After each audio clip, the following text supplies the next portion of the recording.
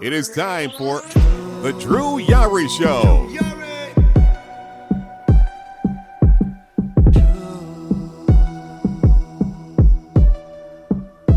Drew Yari.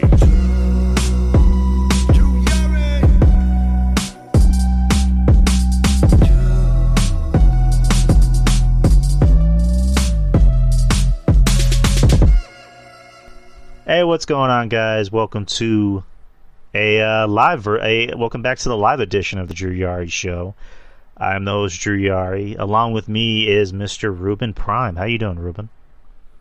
Oh, I'm good. I'm chilling. How's everyone doing tonight? How you doing, Drew?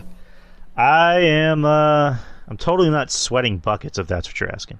No. It's looking to the chat room. Hey, Mr. Mish, Anthony Missionary Thomas wishes us a good show tonight. Appreciate you, Mish. Appreciate everything you've done for us, man. Appreciate you. And we're live. We're not just live on Discord. We're live on Spreaker. Haven't done a live show in a long time. For the most part, I was doing pre-recorded shows, and now I'm back in the live. And now I'm back in the live game. So we have. I'm sorry. Do you feel a difference between pre-recorded and live? Like, is there more pressure when you're on live? Yes, somewhat. Whereas when you're live, I'm trying to think of the best way to say this.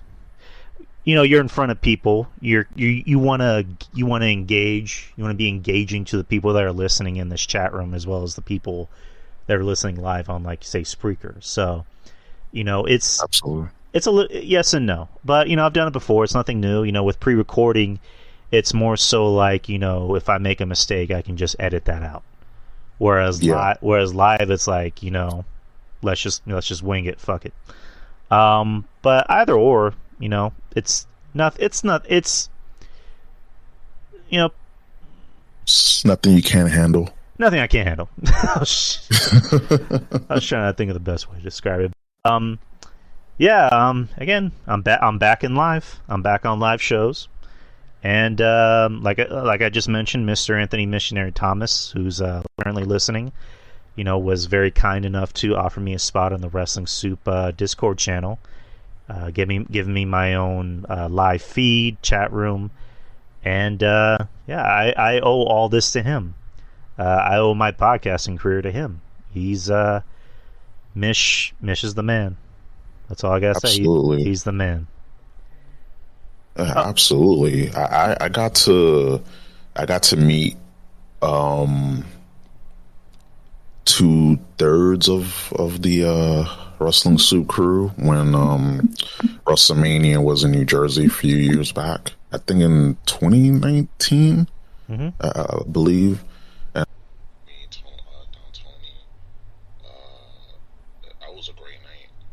I didn't get to meet Mish in person. I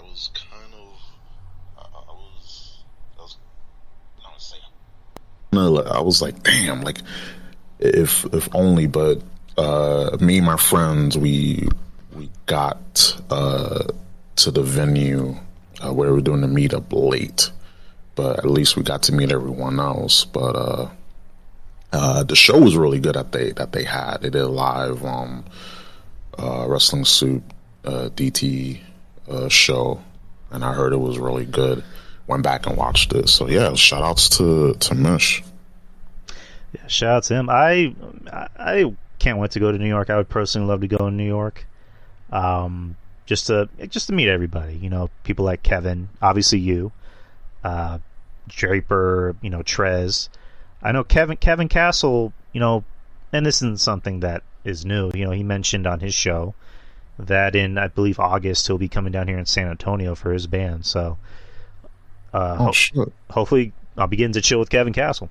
So we'll see how that works out. But anyways, we got quite a show ahead of us. Do you want to talk about AEW real quick? Oh, sure, yeah. All right, so AEW Dynamite recently just happened. The show began with another big announcement by Mr. Tony Khan himself. And this big announcement, Mr. Ruben, was that Tony Khan has purchased Ring of Honor. Yeah. The only thing I can say regarding that, I think it's a good move, in my opinion, just because it kind of makes sense. Like, Ring of Honor was basically in limbo, and it needed someone to resurrect it back. And I feel like Ring of Honor could be used as a, kind of like how NXT is being used. Mm-hmm. But I feel like if it's done right, it could be as big or better than NXT, considering what NXT is now.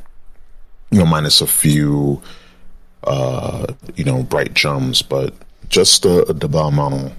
AEW needs a developmental. They need another show because there's too many people on the roster, and they can't all be in one show. And right. And you see it, like they bringing in people, and they're hot for a few weeks, and the next week they're just mixed in the shuffle, lost in the shuffle, as they say. So they really need another show, and Dark and Dark Elevation don't count. They need and Rampage can, it's kind of a weird place Rampage is, but I feel like they need that second show, like that second show where people can be on and they can showcase their rest of their talent, because there's so much talent and it's starting to get bloated, in my opinion. Right, and I was surprisingly, coming from me, who's to some people call me an AEW hater. It's just like, I don't hate AEW, but I'm fine with this move because there needs to be another third option in wrestling, and I don't want to speak ahead of everyone. I mean, is Ring of Honor going to be that strong third option? Probably not, but it's just like, it's good to have other options for other talent. Good for Ring of Honor, good for Tony Khan for buying it, because I was saying in my tweet, his resources, his money could get them a pretty good TV deal.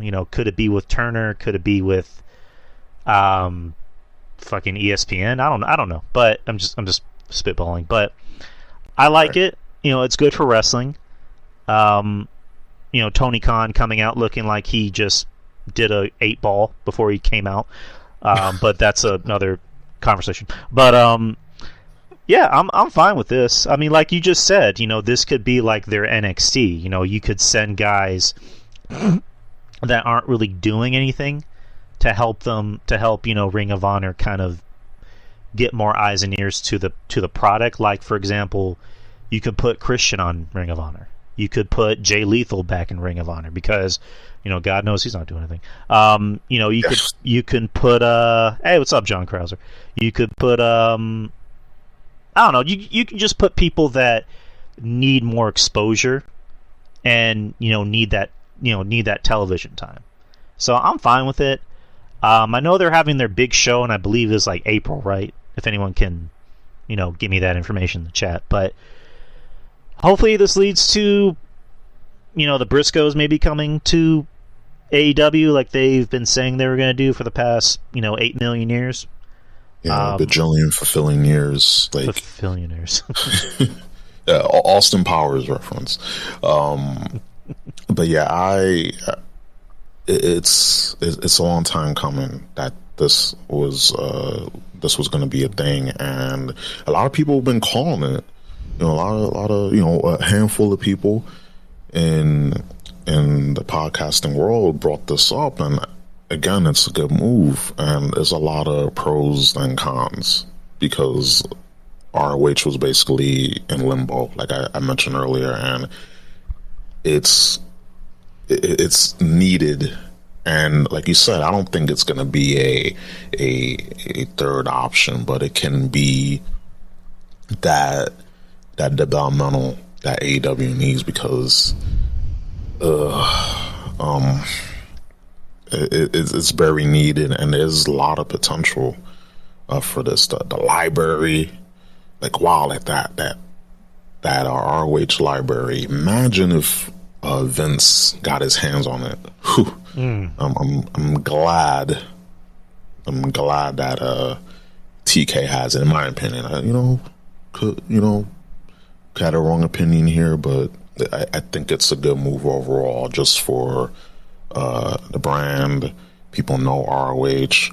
You have the tape library and all that footage that they didn't have access to because ROH had it. Right. And this kind of comes off of Ring of Honor doing their Hall of Fame. They announced CM Punk's in it, Bryan Danielson, Samoa Joe. I believe I'm missing another name. If someone can maybe fill that in. Yeah, I mean, good for Ring of Honor, good for wrestling, and it's one of those things where it's just like I don't want to be negative about it, because AEW had a business dealing with Impact, and that went the way it did. But we'll see. That's kind of my attitude about it, is just wait and see. But anyways, let's get on with the rest of the show. So, I think it was not Bryan Danielson. Was it Christopher Daniels that was the other name? Anyways, but double check. The show begins with Bryan Danielson versus Christopher Daniels. Christopher Daniels still has that thing with his eye, which just is like, ooh, oh, yeah, that looks bad. But I mean, as much shit as I've given Christopher Daniels, I actually thought this was a good match. This is a fine match. Bryan Danielson has that knack for making any match just automatically better than what it should be. And not to say that I always thought Christopher Daniels was a bad wrestler. It's just like, he's never really did anything for me. But I like this match. I enjoyed it. Bryan Danielson wins with the submission. And, then he ends it with a promo saying, back in Ring of Honor, we would end every match with a handshake. But this isn't Ring of Honor. And then he just stomps the shit out of Christopher Daniels. And that's when Moxley comes out. And, hey, what's going on, Kyle? How you doing, man? So we got that to look forward to. And, yeah, what'd you think about this match, Ruben? Oh, solid match. Of course, when you have someone like Bryan Danielson in a match, like, it's going to be good. So that was not a letdown at all. What mattered was after this was, after the match. And I just love this heel, Bryan Danielson. He just kicks people in the head, and, kicking teeth, kicking teeth out of people's mouths, and, just knocking them out. I love this persona of Danielson. I really love this, and the match that he's gonna have with Moxley on Revolution, I'm looking forward to it because there's a lot of story there, and of course, if this means that we're gonna see these guys continue to wrestle, and again, we need more stories, more things to sink our teeth into, because just matches alone won't help. That can please the hardcore fans, but you need stories, you need character development. This can very much help Moxley, and just for wrestling, and as well as get them a good story, and possibly them tagging up in the future. Yeah, and yeah, you hit the nail on the head. Like, wrestling matches alone aren't as interesting without a story behind it. And with this story, is, Danielson's like, I want you on my side. And Moxie's saying, I don't know if I can trust you because we haven't gone to war. Or like he said, I can't trust a guy that I haven't bled with. Yep. So that makes it interesting because that makes it like, Moxley more than likely might win, and it'll become a thing of like, okay, Moxley, I respect you. Let's go to war together. So I like that. Moxley looks great. Since coming back, he's lost a lot of weight. He looks like he's a lot better in the ring. Like he doesn't look as like he's getting gassed out as much. And then and then Danielson. It's just like Danielson just makes everything so much fucking good. Like, and Perk asks because Moxley never beat Danielson. Yeah, I think they had maybe one match in WWE, and that was when Dean Ambrose, or when he was just Dean Ambrose, was in the Shield, and I think Danielson beat him then, or when he was Daniel Bryan. But man, it gets hard not to say Daniel Bryan, but because I want to call him Daniel Bryan so much, but whatever.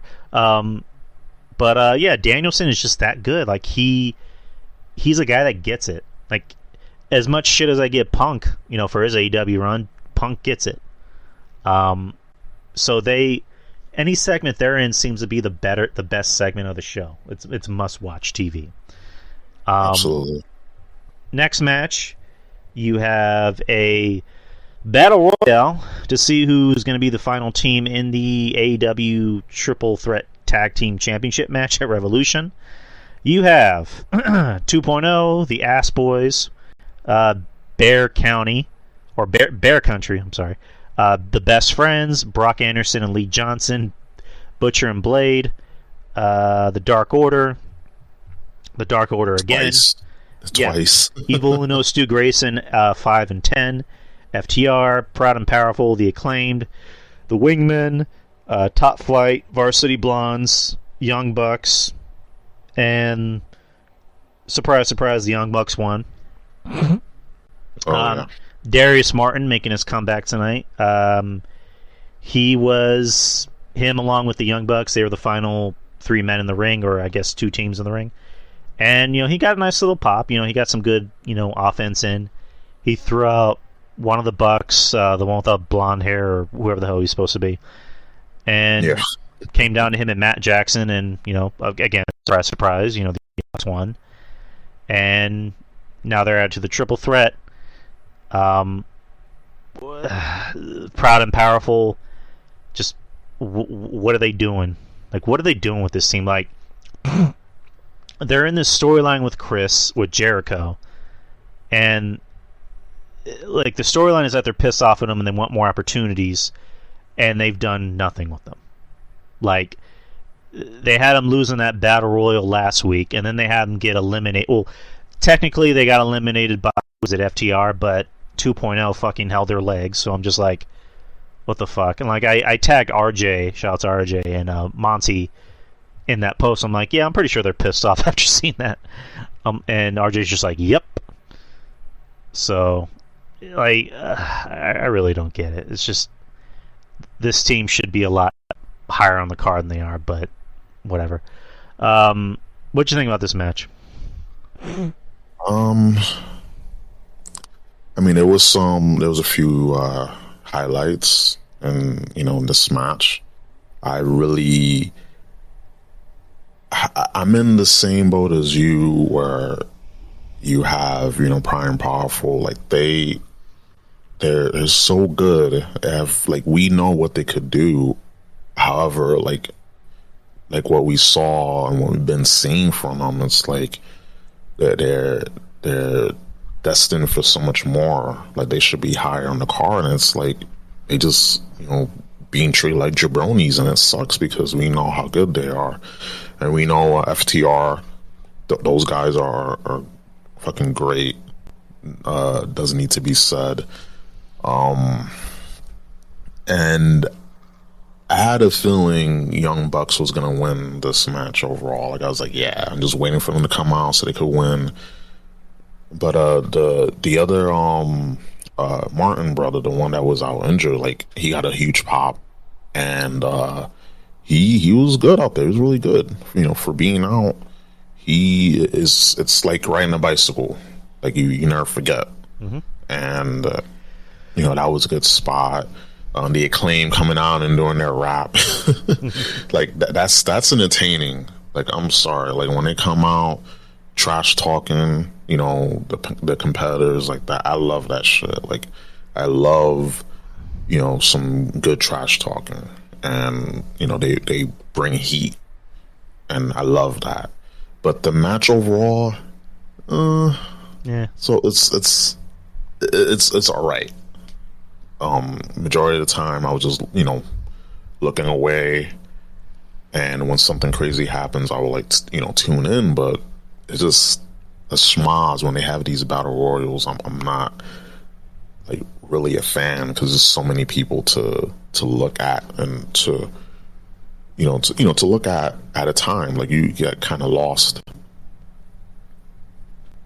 Right. Yeah, it's just, and Dirk is saying the chat room was too long. Yeah, it was too long, because there's the announcement by Tony, and then there was the match with Danielson, and then this match, it's already fucking 8. Like, how long is this match? And it's like, we already know the Young Bucks are winning this. Why does this need to be long? But so that was the match, and then after which Chris Jericho cuts a promo talking about Eddie Kingston, yada yada yada, and then Proud and Powerful come in, taking off the wrist tape, and they have a nice little glance at each other, and Jericho says, "We good?"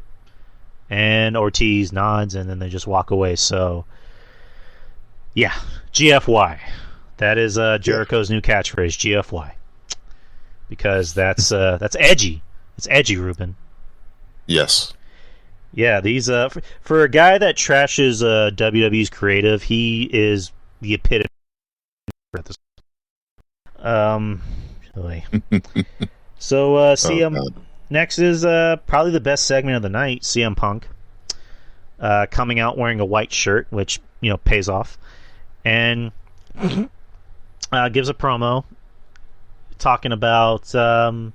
I had to look myself in the mirror this morning and splash water on my face and ask, am I the good guy or am I the bad guy? And, talks about his past, comparing his, notes to MJF, and asks MJF to come out. MJF wearing a similar, garb, wearing white pants and his usual scarf. Punk telling MJF, I was like you for a bit. I did some pretty horrible things. I made an alcoholic drink alcohol. I made fun of somebody's addictions to where they ended up quitting the company. Wink, wink. I poured the ashes of somebody's beloved manager all over me and all over them. But, that doesn't make me a bad person. Well, it kind of does. But, anyways. And, he's telling MJF, listen, pretty much you gotta be a better person. Don't let all this shit ruin you, blah, blah, blah. MJF gives him a hug, and then Punk hugs him back. And it's just like, okay, we know where this is going. Oh, yeah. Let it play out. Like, the crowd seemed like they were very invested in this. And I think that's what made it better, is that it was... People like us knew, because we already know what kind of character MJF is. And the fact that he was able to manipulate someone like Punk, who is supposed to be a little bit more street smart, like, that's what made it so much better. So he ends up kicking Punk in the dick and balls, whatever, and proceeds to beat the shit out of him, brings out Wardlow and the rest of Pinnacle, and they're fighting off security to make sure nobody gets involved, and bust open Punk. And then, takes a dog collar, puts her on his neck, and hangs him, and then says, a la, CM Punk's farewell speech in Ring of Honor back in 05, the greatest trick that the devil ever played on mankind is convincing the people that he didn't exist. Which, I'm like, okay, that was pretty cool. And, Darby and Sammy run out, Sting briskly walks through the ring. And... they chase off the rest of Pinnacle. So, MJF, takes off his scarf, and he's wearing a shirt that has the photo of him and CM Punk when MJF was, I think, like 11 years old or something. and he takes CM Punk's blood and wipes it all over his shirt. So that hypes up the match this Sunday, which we'll get into with predictions. What do you think about the match, Rube? Or the segment. I mean, I'm sorry. Oh no! I mean, I could,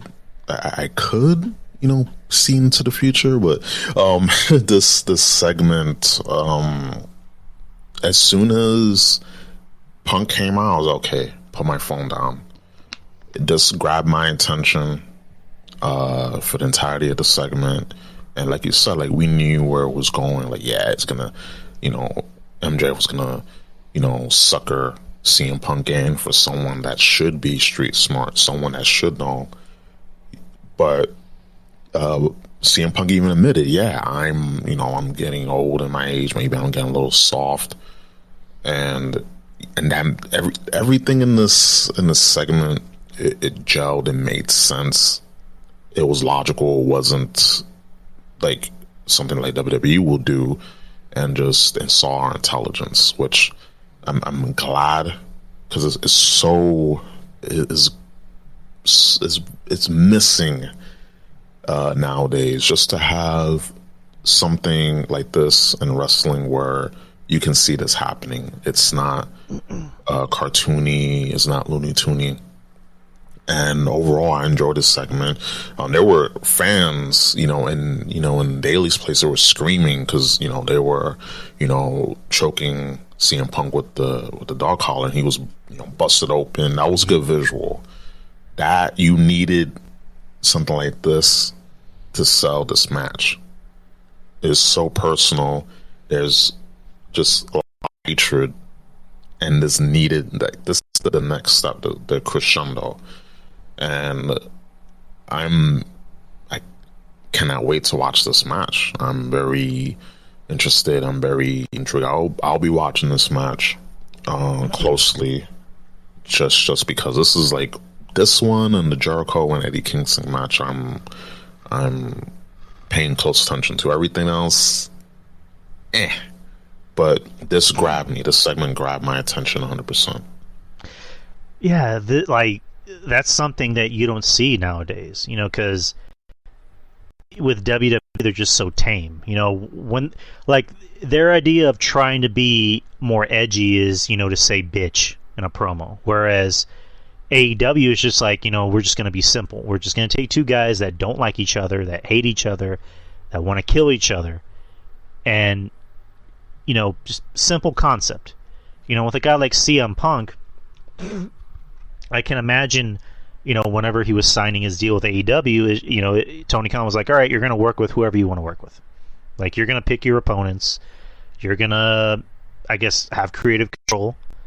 And then a guy like, MJF, who's just like, he gets it. Another guy who gets it, like Danielson, because, I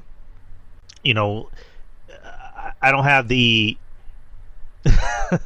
Dirk. I don't have the quote, in front of me, but MJF was talking about how, like, it's a lost art with not just heels but promos, where it's, he said, people in wrestling care more about moves than they do about emotion. You know what I mean? Right. Like, MJF is all about getting that raw emotion out of people. In his case, people hate him. A guy like CM Punk, they love him. He gets that raw emotion out of people.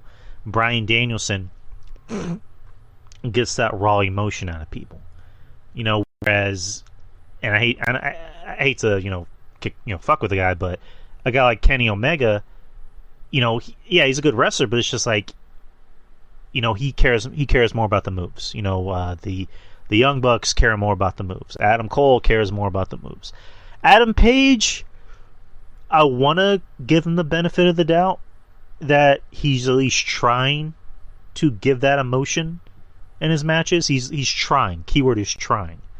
And then Britt Baker is kind of the mixed bag. Like, Britt Baker is all promo, and then Kingston. I'll give Kingston credit. Yeah, I'll give Kingston credit. Kingston is all about emotion. He's a good promo. CM fucking Goof. I'll hold off on that tweet, CM Goof, when we get to predictions.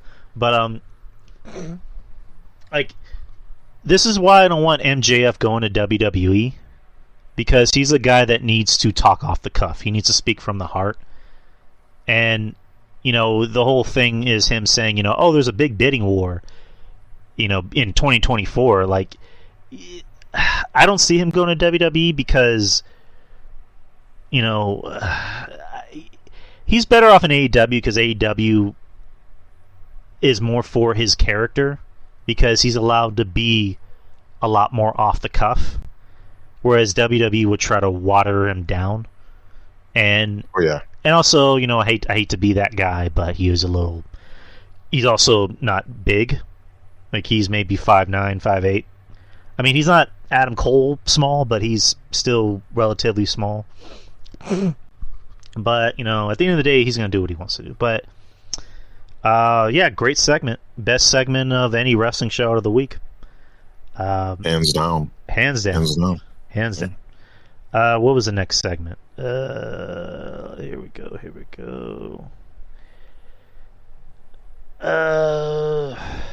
Keith Lee talking in the back, and then Ricky Starks and Hobbs interrupt him, and Keith Lee is going to have a match on Rampage, a tune-up match is what he said.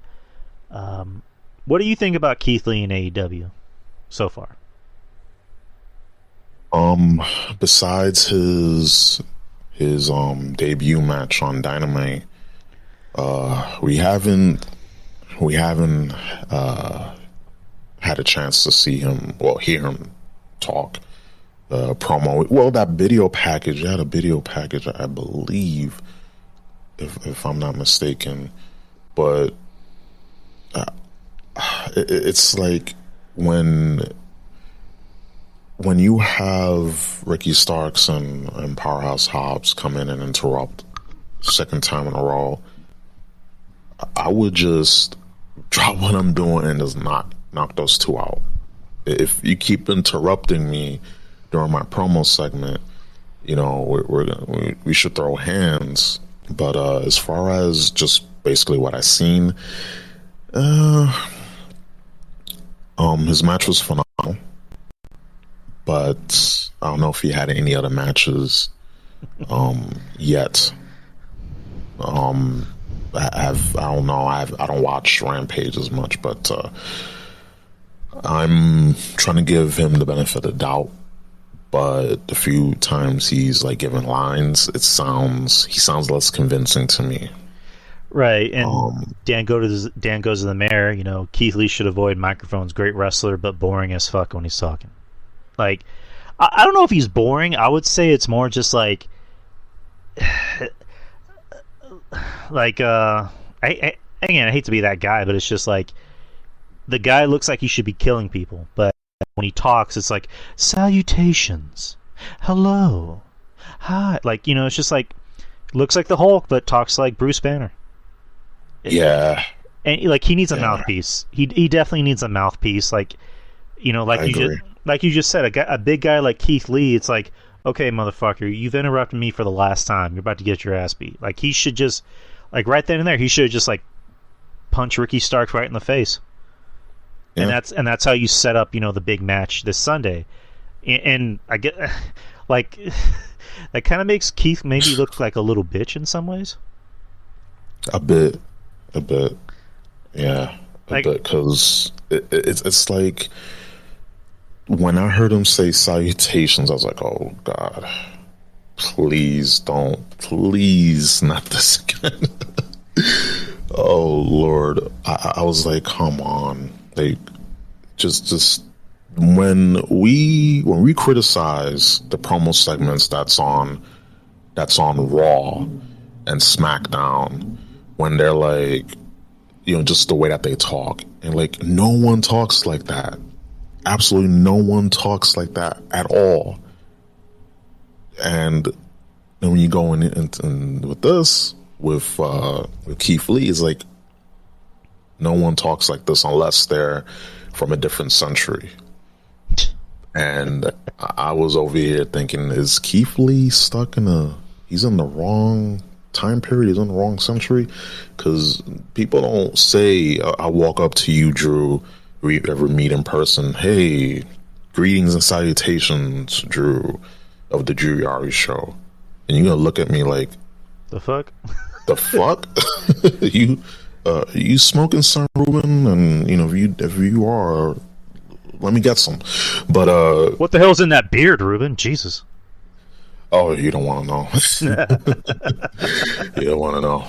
But yeah, like, I feel like either he needs to just take certain words off of his vocabulary or get a mouthpiece, because just him having, just speaking like that, it really, it basically convinces me that, yeah, he's not a killer, he's a professor. I mean, there's nothing wrong with that, but, look at you. You should be eating dudes like Ricky Starks for breakfast and lunch. I'm just saying. It'd be interesting is, like, put him in America's top team and give him Dan Lambert. That'd be interesting. It's not a bad idea. Next is Dr. Britt Baker, DMD, and Jamie Hayter versus Mercedes Martinez and Thunder Rosa. Win for her team by pinning Britt. What do you think about this match, and what do you think? Like, what do you think this tells you about getting too much into it? I was kind of shocked. Thunder Rosa got the pin on Britt Baker. I was like, huh? Like, aren't they wrestling? Aren't they wrestling this Sunday? Like, why are they? When you have champion and challenger wrestling in a tag team, whatever, something that WWE does a lot, and two competitors, challenger, should not be touching. The story should be, oh no, I'm not gonna fight you. I don't want to have nothing to do with you until we fight on the pay-per-view or whenever our match is supposed to be. And this kind of gave away, but I don't think that I don't think that they're gonna do 50-50 booking on here, where they're gonna have, I don't think so. I don't think so. I could be wrong. They could pull a gotcha, but the match was fine. But just the finish, I was kind of surprised. I was like, why they do this? Why you do this? Who booked this? And I think that with this result, it might tell us what's going to happen, or you never know. It might be unpredictable. Actually, unpredictable. Unlike that other pay-per-view we had last month that said there's going to be twists and turns, but not really. But I mean, we'll see. And since RJ isn't here, there's one thing that everyone noticed, and since he's here, I gotta bring it up. And since he's not here, I gotta bring it up. There's a lot of cake. Oh. In this match, I was just like, wow. The bakery is open. The bakery was open tonight. Got that right. That was the first thing in my mind. But overall, a good pool of talent. But damn, the bakery is open tonight. Oh, we'll be talking about a bakery with a certain NXT superstar. Yes, discussing that. But yes. Yeah, like I guess I don't know. I agree with Dirk. I agree with you. Where it's just like, two opponents that are having a big match at a pay-per-view, they shouldn't be touching each other, because like it kind of gives you the wrong message. Because what happens if Britt wins? Because that just makes that doesn't make that pin mean anything. You know what I mean? Like, right. like Britt should have just like pretended that she couldn't go on, and then Jamie takes her place, and then Thunder just beats her ass. You know what I mean? Yep. Same thing with the main event later, which the main event did a better job of keeping the opponents away from each other. Like it did and it didn't, but we'll get to the main event. But yeah, definitely a lot of cake, definitely a bakery. I mean, I'm surprised Tony Khan didn't come out and be like, my announcement is that we're having a bakery. And it's like, we're going to give out sweet treats during the match. They're going to be treats. But that was a bad joke. I'm sorry. That was stupid. But yeah, it's all good. Definitely a lot of cake. Anywho, yes. Next is Cesar Bonani versus Wardlow. And, of course, Wardlow destroying Bonani, which is good. He should be doing that. It's good that they're booking Wardlow as a big monster. Afterwards, Shawn Spears comes in the ring, tries to do his usual shtick, and then Wardlow stops him, takes the chair away from him, and they have a nice little stare down, and then Spears kind of backs off. Later on, there's a segment with Shawn Spears telling Wardlow, hey, man, no hard feelings, we're good. MJF comes up to him and says, hey, by the way, if you win that ladder match and you win the TNT title, you can keep that title. And as MJF is walking away, Wardlow tells him, I'm too busy always making sure you win. And then MJF comes back and slaps Wardlow right across the face, telling Wardlow, listen, remember one thing. You don't work for AEW, you work for me. If it wasn't for me, your family will be out on the street. And continuing the good God, Naomi. Continuing the eventual breakup of MJF and Wardlow. But what'd you think about this? The segments in general with MJF and Wardlow. Oh, very good, because it carried over this. What happened at the end of Wardlow's match was great because it carried over to the backstage segment, which we need. This is what I've been begging for, like in wrestling in general, because we don't see that. Like, you have at times the matches always important because it's what happens after the match that's important. Then it carries over, transition over to a backstage segment, and then you see with the story with MJF and Wardlow that they're teasing a breakup. They kind of teased it during CM Punk's first match with MJF, but it's like no, not tonight. And now there's something on the line, with this Face of Revolution ladder match. It's damn good segment, and like, you are rooting for Wardlow. Wardlow has to win, and we're gonna get into that in the predictions. But with this happening, him getting slapped, and basically MJF threatening his livelihood, like, oh, you don't work for AEW, you work for me, just you better know who's buttering your bread. And that slot was just the exclamation mark. So definitely I'm rooting for my boy Wardlow. And then the breakup will commence, and probably MJF will get another stooge and fire Wardlow, and again, booking into the future. But this sets up so much stuff, is what I'm trying to say. So, I'll ask that question when we get to prediction. So, now we have the main event: Adam Cole and Red Dragon versus Hangman Adam Page and Alex Reynolds and John Silver. I mean, okay match. Adam Cole and Red Dragon the pin. Afterwards, there's an afterbirth, of course, but this sets up the match. Adam Cole and Red Dragon end up duct taping Adam Page to the ropes while he has to watch his friends get beat up, and then that's the show. That was the segment. What'd you think about it? When they tried to, they didn't try, they did duct tape Adam Page's wrists to the top rope, like, it didn't have much like oh my god, because you saw a man get busted open with a fucking iron ring and had a dog collar on his neck and hung on the top rope. Like, you go from that to this, to me, like, what they was trying to do in the main event, after the main event, it was just it kind of missed. They took a shot and they missed, no pun intended.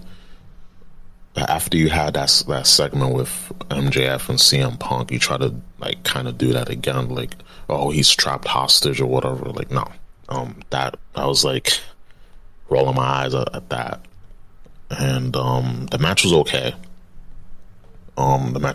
It was good to see, Red Dragon, Adam Cole, back again, on Dynamite. But it just doesn't feel the same.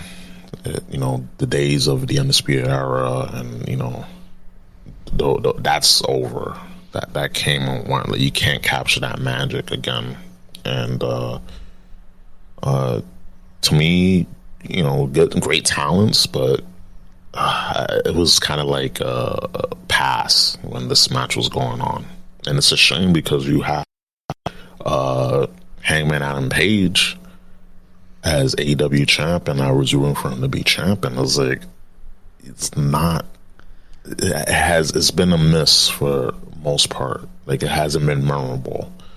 Like, more memorable segments, matches we had were people who don't hold the title, and that's a shame. But again, it's like he got the belt and nothing. And it's not all his fault. It's not to shit on, Hangman Adam Page, but it's like, ugh. I think his problem is at the same problem that Drew McIntyre had, where it's like, he's somebody that, the fans liked him. The company wanted to push him because he looks like somebody they would want in the main event. But there's just something missing. And I think the problem with both of them is just like, they look like they should be ass kickers, but yet they come out and try to eloquent 20-minute promos. They try to be like John Cena. They try to be like, The Rock or whatever. And it's just like, Adam Page should be an ass kicker. Like, he's not terrible on the mic, but for the most part, if he's trying to be Stone Cold Steve Austin, and he can't be because there's only one Stone Cold, but be the ass kicker, be the guy that drinks beer and goes out and kicks ass. Like, be that guy. Don't be, well, I'm sad because the Young Bucks aren't my friends anymore because Kenny doesn't like me. Like, don't be that guy. Be an ass. Same thing with Drew McIntyre. Drew McIntyre's problem is that he's supposed to be the Scottish psychopath, but it's just like he comes out and tries to be witty and charming. And it's just like, no, be the ass kicker. Like, be this Scottish psychopath. Be this Drew McIntyre that you were in that feud with Sheamus. Like, be that Drew McIntyre. But yeah, it's just like Adam Cole, I was saying, before he got here. I like Adam Cole, but it's just like him in AEW, it's just working. And it already wasn't really off to a good start when they already put him in, with the Young Bucks and Kenny and, whomever. And then he ends up being in that really long that nobody asked for with Orange Cassidy. And then Orange Cassidy beats him. And who's on TV more? Adam Cole. And it's just like, I'm not complaining about Orange Cassidy not being on TV because I hate Orange Cassidy, but I really don't know. But, and, I don't know if it's just me. I don't know if you noticed this too, but is it me or has Adam Cole gotten maybe a little bit bigger? Like, is he like maybe gaining more weight? Yeah, I noticed that. He seems a little, a little bigger, but like, I understand with metabolism. Like, I see people that can eat like a whole buffet, and their metabolism just burns all that, so they can't gain muscle. But goddamn, he needs to like get more mass on him. Like, at least when he was in NXT, like he seemed more cut up. Like, here, I don't know what's going on. Like, it just seems like for the most part, they just kind of like just don't care, or they just I don't know, their diet. Because I've been noticing that, like, you notice now, Chris Jericho, he's starting to look a little like leaner and whatnot And as well. me and RJ already had our theories about why that is, but go ahead. Yeah. Oh, trust me, we already know. The three of us know. Everyone knows why. But yeah, like, it's just it's one thing for like an average person to want to take care of themselves and watch their physique. I like, cool, fine, or but when you're on TV and you're getting paid to wrestle and perform a bunch of thousands of people, millions of people on watching TV, you gotta take care of your physique. You gotta go about it a little differently. Yeah, metabolism, everyone's body is different, but like, Jesus Christ, like, at least. Like, I don't know.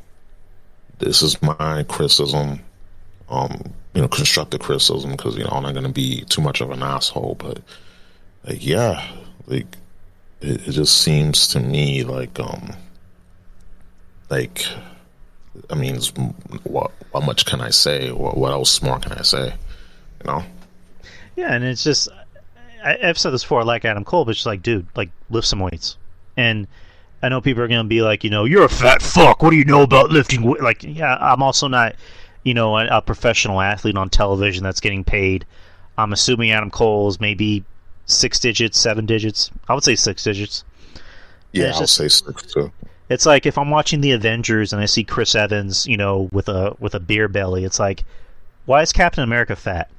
Like, the dude needs to be in shape. Like, yeah. I don't want to see me on screen. You know what I mean? I want to see somebody that looks better than me on screen. But Kyle, even if he was fat, he looked better than he does now.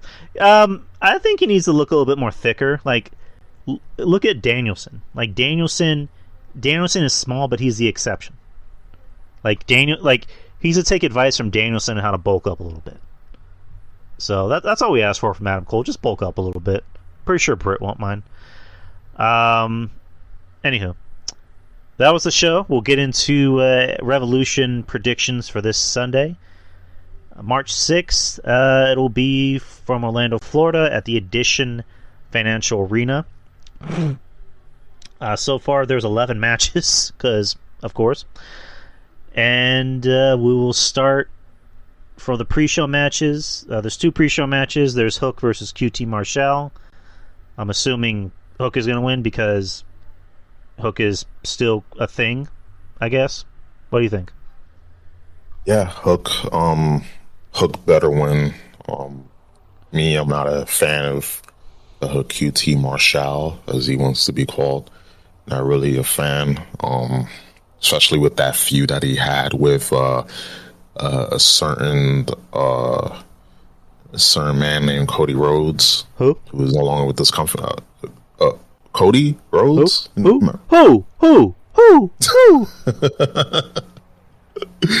That feud was horrendous. I'm sorry. That whole feud was just, they were trying to make like a whole like stable versus stable, and yeah, that not for me. So by default, Hook. When in doubt, send Hook, please. So, I don't think I've asked you about this. What's your opinion on Hook? Based on what I've seen in his matches and what I've seen and, just how he's been presented, definitely give him time. Like, he shouldn't be winning any titles right away. He shouldn't be in the main event scene right away. They should be building him up as he's been. And like, this should be a project, like a 12-month, 14-month project, at least, and just have him, go out there, wrestle, show his stuff, and then during that course of those 12 months or so, you get him into a feud, and you start planning, because you need homegrown talent. You need homegrown stars. And he could be that potential homegrown talent. And yeah, I agree. Like, the problem is, dashing. I'm looking at the chat. The problem is that it's the fandom.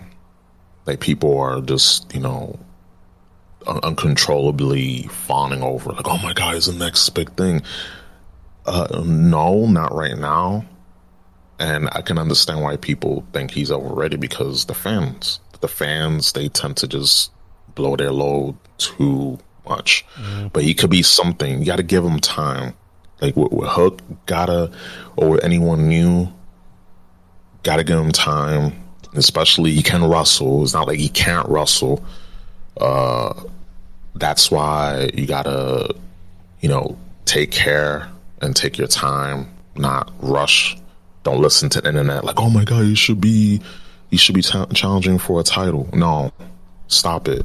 Get help, and thank God that you're not booking any matches. At least 12 months. Like, just work on him for 12 months. And he has Taz. Like, he's in good hands. Just, you gotta focus on the booking. Focus on him, getting, being TV ready. He seems TV ready. Like, look at him. So, oh yeah, like, for WrestleMania, I don't know, WrestleMania 41 or WrestleMania 40, book Hulk Hogan versus Hook. Book it. Oh man, that match that we've all asked for. We spent a lot of time on Hook, and he's just in a pre-match. Yeah. I mean, I've kind of said my feelings on Hook. I'm not a fan. I'm not getting the hype, and he like, he was just on a graphic, and he got a big reaction. So I just don't get it. I mean, yeah, he's a good-looking kid. Is he terrible in the ring? No, but it's just like, he's another small guy. He's another undersized guy, and it's just, what I agree with you where you say they need more homegrown talent and they can't just rely on ex-WWE guys or ex-Ring of Honor guys. But I don't get the hype, and I think the hype's kind of cooled down lately. I mean, maybe that's kind of been by choice, because like you said, they don't just want to automatically throw this guy in a big feud with CM Punk or Bryan Danielson. They want to really build him up gradually, which I agree. That's fine, but I'm not really feeling Hook. Sorry, not a Hook fan. Yeah. Next, another pre-show match: Layla Hirsch versus Chris Statlander. So, in the promo for this, Chris Statlander apparently made comments about Layla Hirsch being adopted or being a foster kid or something like that. And isn't Chris Statlander supposed to be a face? Yeah. Last time I checked, I was kind of confused. I was like, damn, she really did an adoption, adopted joke. Damn. That's not what faces do, but I don't know. I mean, to me, the women's division's a miss. It's this one's a miss, but it's something. Wow, it's it can't get any worse. It's something, but I seen Layla Hirsch wrestle, and she's like what, like 4'11" or 4'10" or something. Damn, she's like tiny. She's tiny as fuck, but yeah, she can wrestle, and you got Chris Statlander there. She has put on great matches, good matches. Just watch for the botches, but yeah, I think this match, not much to get interested in, but I do hope that it gives Layla Hirsch a win. But if they're gonna have her win, they better have something planned. And if that means if she doesn't win, they might try to put Statlander back in the title picture. But I don't know. Like, it's a nothing match, but I do like Layla Hirsch. I'm kind of a fan, so we'll see. I guess they're going to give it to Layla Hirsch, or I guess we'll just go with Layla Hirsch on this one. Yeah. So let's start, the main show. AEW TBS Championship, Jade Cargill defending against Tay Conti.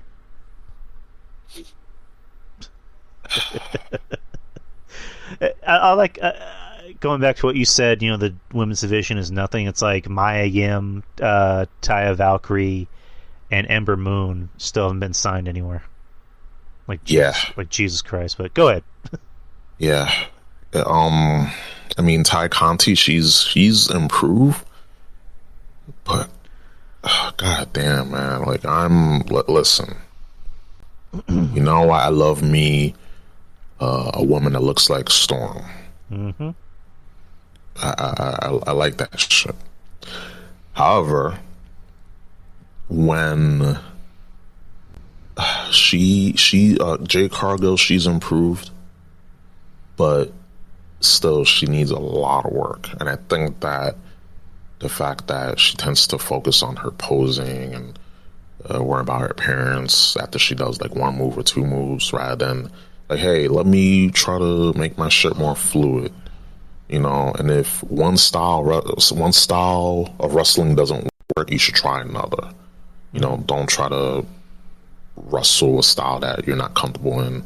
But besides all that, it's just, I want her to succeed. Like, when she came in, like, she had fucking potential, but oh Lord, like, the thing is, we just got to get her in a good feud, a good prominent feud with someone on a higher caliber, because it's like you have her with these jabronis. I don't know what you call female jabroni, but I'm just like, who cares? And I'm not trying to be rude, but who cares? Yeah, it's just the women's division is basically Britt and Thunder Rosa. And with someone like Jade Cargill, it's like she stands out because she's obviously very tall. She's in amazing shape. She's, again, I'm with you on that notion about, I like, she looks like Storm, and that, that kind of, checks off all the right places. But, she needs somebody to kind of help her get over that hump, to like make her look interesting, because Bryan Danielson is training her, but it's just like, okay, so what? We need better opponents for her. She needs to be better in the ring. And she's improved somewhat, but not by a lot. But this match I don't really care about. I'm not a fan of either in the ring. Ty Conti, she's gotten better, but again, who cares? Like, she's they tried the experiment with Ty Conti, it didn't work. But anyways, Jade Cargill more than likely is winning this. Yep. Next is a 6-man tornado tag team match. AHFO El Andrade El Idolo, Jesus Christ, Matt Hardy and Isaiah Cassidy with Jose the A lot of L's. A lot of L's. A lot of L's. Like, it's like shooting fish in a barrel.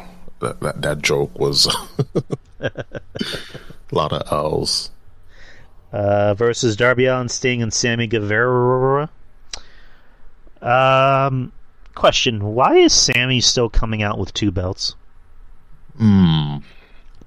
Still trying to ask myself, but he's technically the undisputed, TNT champion. But they should make a belt, because they should make like a new belt. I don't know if they're planning on doing that still, or they're just gonna have him go out with the 2 belts. But I could imagine lugging that on in a suitcase, a lot of gold. That could be very annoying. going through, when you're traveling. But yeah, they should definitely just have one belt, just one belt. But besides that, yeah, belts aside, this match I haven't been keeping up because it's the Andrade Hardy family office. Like, this is the best that you have for Andrade. Like, Andrade is fucking awesome. The only thing is that he can't, like, his English, terrible English. He calls Sting stink. Sting. And just like have someone do the talking for him, like speak in Spanish, and then have someone translate. Like I laugh when he said Mr. Stink.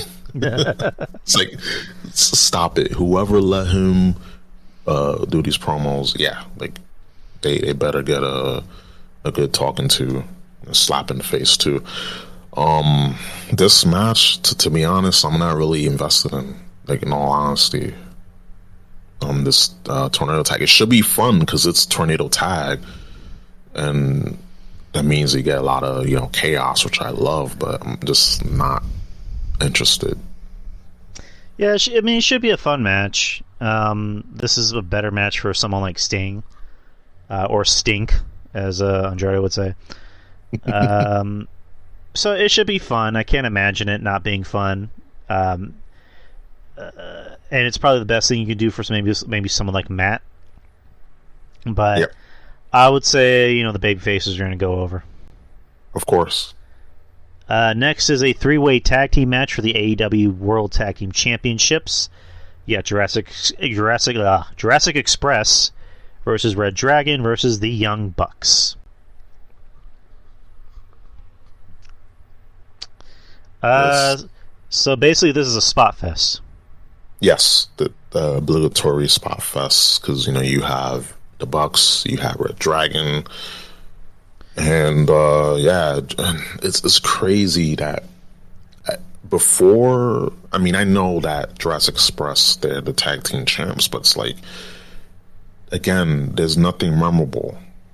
Like, there was more shit that was memorable when Jericho, Moxley, Omega, when they were world champs, and when Cody and and Darby and just all these other people, when they had belts, and a few of them I'm forgetting, like, they were memorable. Like with Jurassic Express, it's just like, damn, like they got the big one, but it doesn't mean anything. It doesn't feel like they're tag team champs. And absolutely, Dash, they got lost in the shuffle when they won. It's like, you will think that they're the World Tag Team Champions. You should be featuring them. You should be, and that doesn't mean having them wrestle every week, because that's bad, but featuring them. They make them pivotal. And what we got is, was it the Gun Club throwing Jungle Boy out out in the snow, I believe. I was like, oof, that was an indication of what they think about the tag team champs. In my opinion, it's like that joke on Family Guy where they were talking about Debbie Gibson posing for Playboy. It's like, yeah, she's naked, but who gives a shit? Yeah, it's, same thing with Adam Page. I mean, well, I'll take that back about Adam Page. Adam Page has at least had some memorable matches, but you don't really see him on the show that much. Like, he'll have his matches that he had with Danielson. He had that match with what the fuck's his name? The Murder Hawk guy. Oh, Lance Archer. Lance Archer. Yeah. And now he's in a feud with Cole, but he hasn't really been as prominent. Whereas Jurassic Express, they won the titles, and that was pretty memorable. But what have they done? Nothing. Yeah. Not much. Yeah. Yeah. So I don't get that. I don't get that whole thing of like the fans love Jungle Boy. They love him more than they love fucking what the fuck's his name? Douchosaurus, whatever the fuck his name is. They love Jungle Boy. But and they're gonna love Jurassic Express, by default because they love Jungle Boy. But I don't know. That one moment was just it. Like that's pretty much all that happened, and they haven't done shit. Luchasaurus, whatever. But this is basically going to be a spot fest. Red Dragon is probably going to be the only tag team that's actually going to be more of a mat wrestling team in this match. Whereas more grounded, more grounded, more submission. The Young Bucks. My best friend, me and him, we were talking about this, and he equivocates the Young Bucks, Omega, Adam Cole as video game wrestlers, and he's correct because it's just it's like you're going into a boss fight with all your meters. If you guys play Street Fighter, you have your super bar, and you have your ultra gauge, and they just keep throwing moves from out of nowhere, and it's like that's not wrestling. And this is going to be that match where you have all these spot fests, but it could be done right, but when you go overboard, I'm immediately turned off. Kicking out of 10's finishing moves just to get done in by a super kick. Yeah, I'm good. But Dave Meltzer is already giving it 6 stars. Oh, of course he has to, because him and the Bucks, they're close. They're super close that they're nearly scissoring. The award for greatest tag team we've ever made is the Young Bucks. The award for the team I would totally. Never mind. I'm not going to go there. But anyways, let's move on from this spot fest. So, Bryan Danielson versus Jon Moxley in a singles match. This has potential. Go ahead.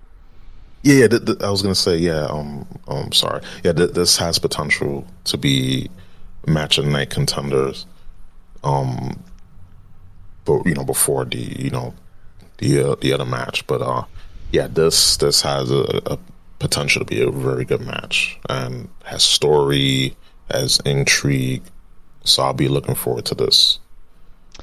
Oh yeah, same here. This could be something, because the story behind it is Moxley saying, I can't go to war with somebody I haven't bled with first. So, is there going to be blood? I mean, AEW is a little bit more lenient on blood than WWE is, but is there going to be blood? Or are they going to save that for the dog collar match? Because, there's that time honored tradition in wrestling where it's just if you're going to bleed in one match, then the other match can't have as much blood, or there's some rule about that. But yeah. Are they going to have 2 matches where there's blood, or is it just going to be all that's going to be saved for the dog collar match? But this could be good. This could show us the Moxley that we've been wanting. That he's not just one dimensional. That he needs staples and steel chairs and barbed wire or whatever. I'm looking forward to this. If anyone can bring out a good match in Moxley, it's going to be Danielson. And Moxley has shown in the past, even when he was Ambrose, that his better matches are with somebody that's better than him in the ring. When he had when he wrestled AJ, when he wrestled Omega, he had better matches. So I'm intrigued to see how this match goes. So who are you picking to win? I think Moxley's this is his first singles match back since being away, so I would think that Moxley had to win, because Danielson's been winning on TV every week, so you would think he will win, just to make him strong. But I think they'll have Moxley win, and then it'll be like, okay, you earn my respect, let's team together. I feel like that's where it's leading up to. If they have Danielson win, I wouldn't be upset, but I think it'll make sense for Moxley to win. Yeah, that kind of seems like where it's going. Moxley. Next is Chris Jericho versus Eddie Kingston, singles match. This, I mean, it's a basic wrestling match. And, Chris Jericho, he's up there in age. So I won't be expecting him to, pull all the crazy stuff. I mean, maybe you pull like a lion salt, something crazy off the top rope, but maybe just a lion salt. But this will tell more of a story, like in the ring.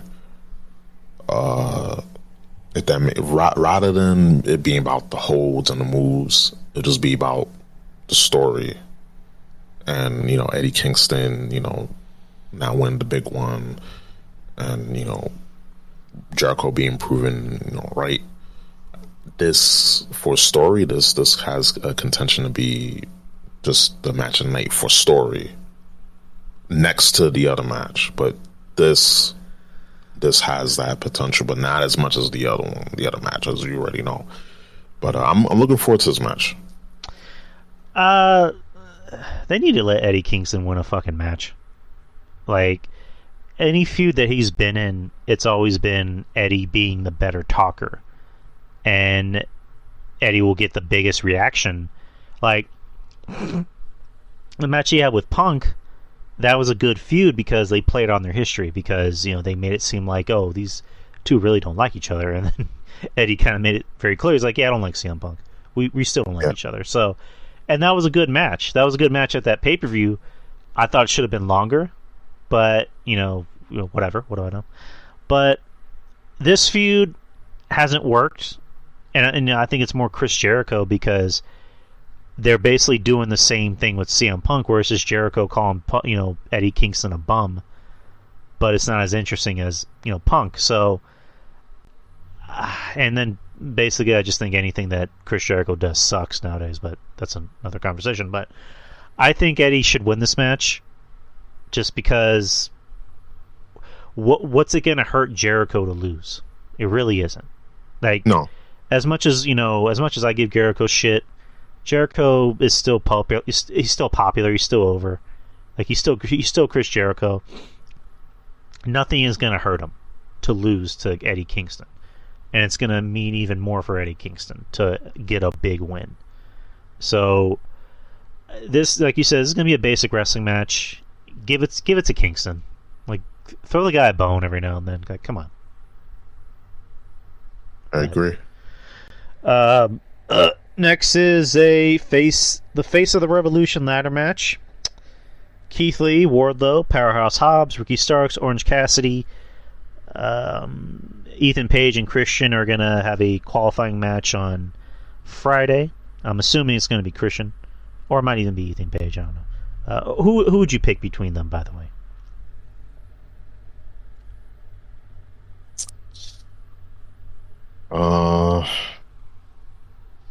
I mean, I don't like Christian. I don't think it's gonna be Christian, but it's looking here. I'm checking the who's in the match. Is Keith Lee, Wardlow, Hobbs, Starks, Orange Cassidy is in the match. Very odd choicing, because you have three big guys and you have two smaller guys. Yeah. So I don't know. And Christian is in it, and Ethan Page is in it, which is, well, no, they're not. There's a slot. There's one to be determined, but I don't know. I think Wardlow has to win. Going to what I was saying earlier in the Wardlow segment with MJF, he has to win with everything. Because listen, Keith Lee, he just debuted. If he has a good showcasing in this match, you can branch him off into another feud, maybe with Hobbs and Starks.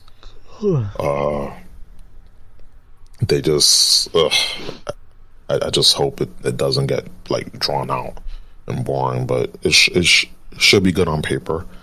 But Wardlow winning, that will mean the stuff with NJF that could be carried over, and that's money right there.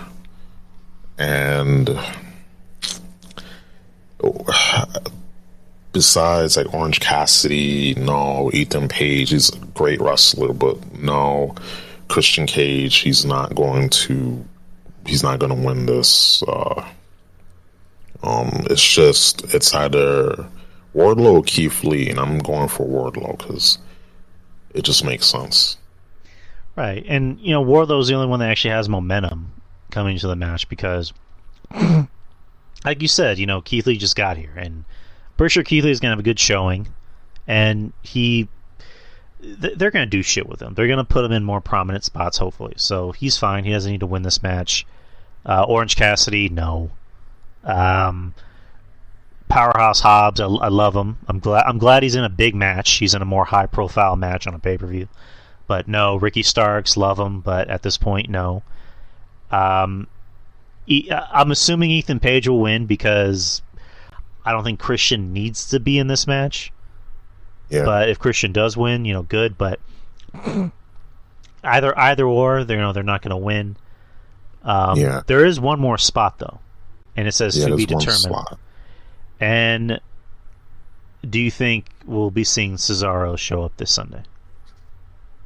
Or Claudio, whatever you call him. Claudio, Cesaro. But Lord, with Dirk just threw out an interesting name, Isaiah or Shane Strickland. That could be. That makes more sense than Cesaro.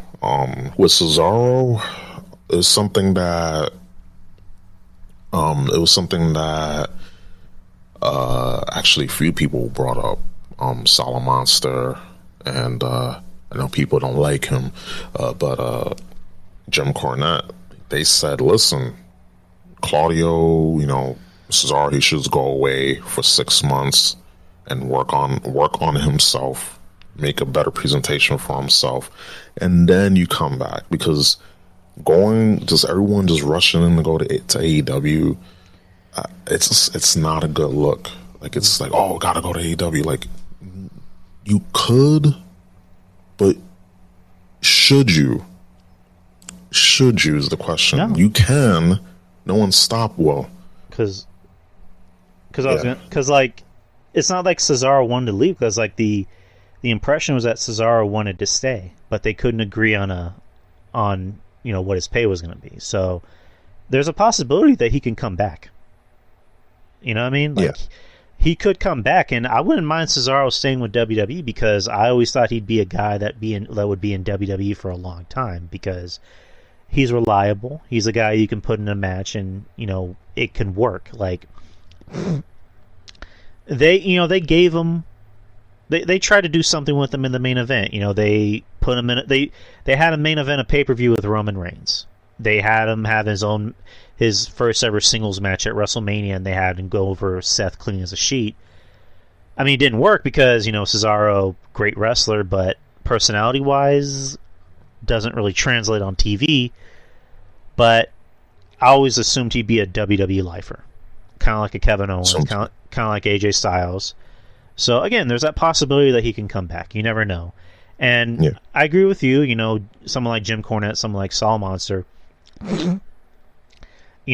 he doesn't need to go to AEW. Not everybody has to go to AEW, because that roster is bloated as fuck. Like, he doesn't need to go there. Yeah. He can go to New Japan, like Dirk said. He can maybe go to, God forbid, Impact. I mean, oof. I don't see him going to Control Your Narrative. Like, no, he's not going to go there. But like, I think Jim Cornette's right. I think Sol Monster's right. Like, take some time off to focus more on you, because Cesaro's been with WWE for over a decade, and I'm pretty sure he's got a nice piece of money to hold him over for a while. So do other things that aren't wrestling related, like go to Hollywood or maybe be a fitness instructor. Like I don't know, do something that's not wrestling related. See him be in Hollywood. I could definitely see him in Hollywood because he has that look, secret agent, James Bond, and James Bond-esque style. Wearing the suits. Like I love that Cesaro when he came out with the suit, with the 007 theme. With the spotlight on him. Like I like that. Cesaro, he will be able to find work. I'm not worried about him. If he decides to go back to WWE, he'll be like, either way he'll be good. But he can go to New Japan. You can just chill out, and then when things are fleshed out in AEW, you can go there. Once travel restrictions die down in Japan, I can see him going there too. But definitely he should take some time just to reinvent himself, and just to when you've been working at a job or you've been in a company or whatever for a decade plus, to just go and just go in and work, just going another job. Like sometimes you just need to chill, just take a bit of time to just reflect on everything, see what you can improve on, do other things, and then come back. Because the fondness, absence makes heart grow fonder, as they say. So I think that would be good for him. But of course, he can go to WWE. If he decides to go, I'm not upset about that. But also, Wardlow should win this match, and as far as the to be determined spot, the last slot, I could see Swerve Scott, Isaiah Swerve Scott. I could see him, or maybe Samoa Joe, but that'll be too markish of me. Yeah, I don't want to see Samoa Joe in the ring, at least for the time being. But I can see it being Strickland. I mean, Strickland has pretty much said that he's signed with the company. Dirk is saying Johnny Gargano. No, Gargano has said straight up, he doesn't want to sign with anyone for now, but he's open to bookings. So, I don't know. I mean, whoever it is, it's going to be a surprise. Jeff Hardy. I don't think Jeff Hardy's 90-day thing is going to be up yet. Mish said Joe could replace Tony. hey, I'm fine with that. I'm fine with Samoa Joe replacing Tony. I mean, it'd be interesting if Joe was like the authority figure. Like, oh, that would be cool. Like AEW needs a commissioner. Like they need a commissioner. I know AEW's whole thing is we're not about old wrestling trope. It's like, yeah, you need a authority figure to kind of keep balance of things. Yeah, you know what I mean? choke Like people out. yeah, like fucking. Why hasn't William Regal been hired anywhere? Like, bring in William Regal as the commissioner of AEW. Yeah, that makes a lot of sense because he's like more old school and traditional, and that could work.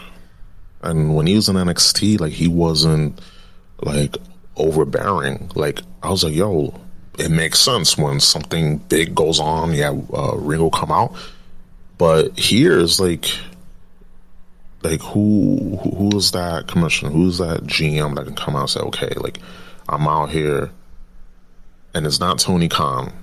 Like Tony Khan needs to worry about the business aspect, the booking, all that stuff, like behind the scenes. You need someone on the air to reflect Tony Khan, and that bringing in Regal, it does make sense. If not Regal, Samoa Joe, but I prefer Regal. Just my opinion. Right, and then someone like Tony Khan is just, and RJ, what's up, RJ? Saying in the chat, Tony Khan is markish to be on air. Like, yeah, Tony. Absolutely right. Like, some people have it, like, and I'll go as far to say I think Dixie Carter was better on the mic than Tony Khan. Yeah. Like, at least that's saying a lot. Like Dixie Carter could at least accentuate that heelish persona, Whereas Tony Khan just seems like somebody you want to punch in the face, and not because they're an effective heel, but you're just like, dude, I hate you. Like, I can't stand you, dude. Like, I don't know, but let's move on because we have 3 more matches to predict. Yeah. Dr. Britt Baker, DMD. RJ. Dr. Britt Baker, DMD versus Thunder Rosa for the AEW Women's Championship. I mean, we saw earlier tonight in the tag match, Thunder Rosa pinning the AEW Women's Champ. So, I'm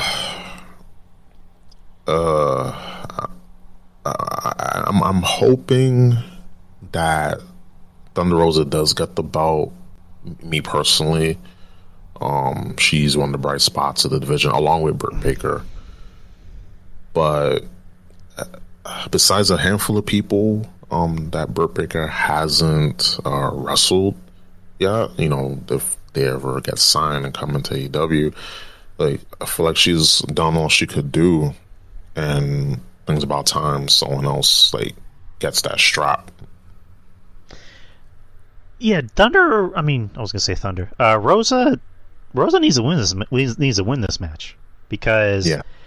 I mean, they've kind of not really prolonged this feud, but it's kind of been like a feud that's been on and off. Because they had the lights out match last year, which it's weird that you think about it. It was last year. I felt like it was like a long time ago, but it was last year, and they kind of stopped the feud for a bit, and now it's back on. So at this point, they need to give Rosa the belt.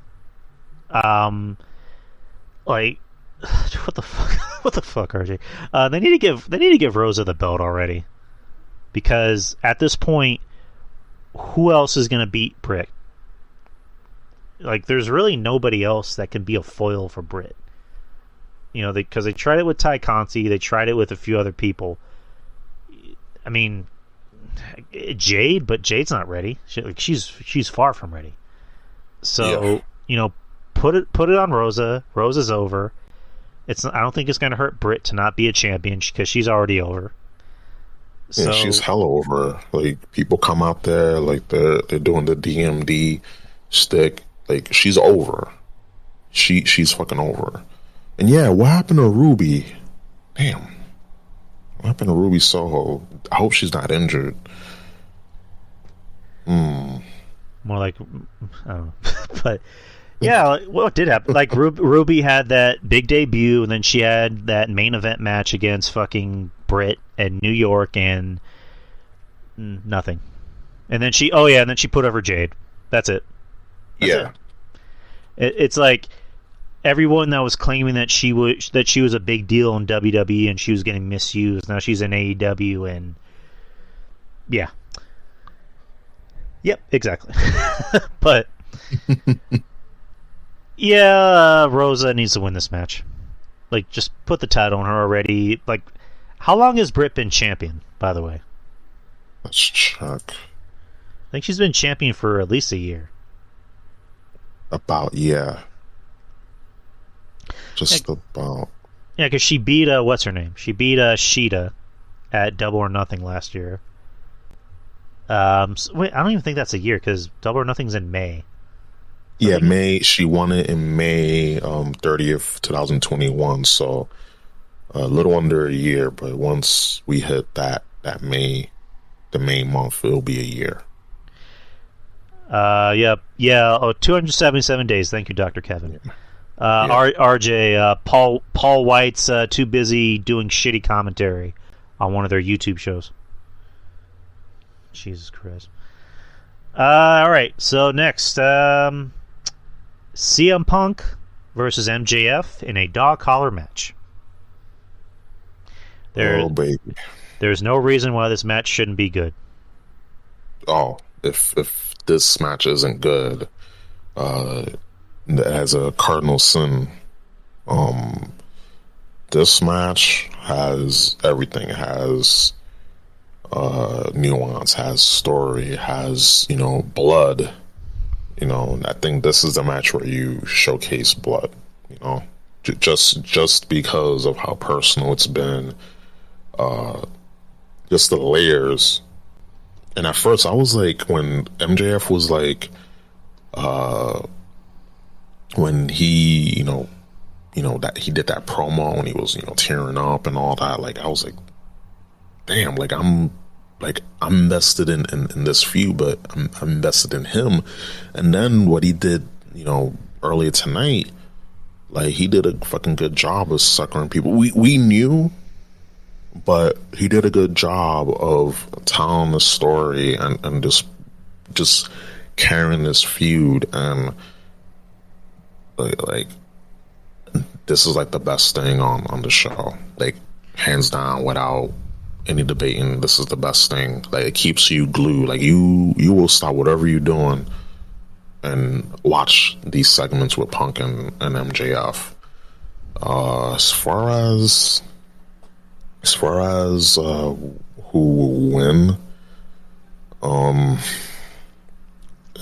Punk, maybe they have Punk go over, and then at the they have the tiebreaker match, the rubber match, at a later date, maybe at All Out.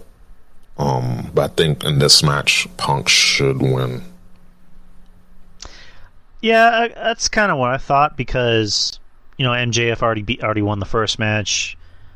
CM Punk should win this, and then you have the tiebreaker, the rubber match at. I don't know how long. I don't know if they would want to wait until Double or Nothing, because Double or Nothing would be in like May, I believe. So I'm assuming the next match will be on Dynamite, and then after that, that's when they go into MJF and Wardlow, which we'll talk about in a bit. But this is going to be the match I'm assuming everyone's going to want to see, because Punk and MJF, they're the best. I keep clearing my throat, Dirk. I'm sorry. It's a bad habit. Punk and MJF have the best segments on the show because it's two guys that get it. Two really good promo cutters. They have good matches. Punk's matches, before that, where he was having his random, 15 and 20 minute matches with, job guys I wasn't a fan of, but this is what I want to see Punk doing. I want to see Punk having matches against, top tier talent. So I'm fine. I'm fine with this. This is going to be a bloodbath, and I love it. You and me did a show a very long time ago where we talked about a match, and I believe it was Adam Cole versus Kyle O'Reilly, and that was supposed to be like a non-sanction or no disqualification match or something. And our plea was, please let there be blood, and there wasn't blood because it's WWE. They don't want to do blood. Yeah. They'll say bitch, but they won't say but they won't do blood.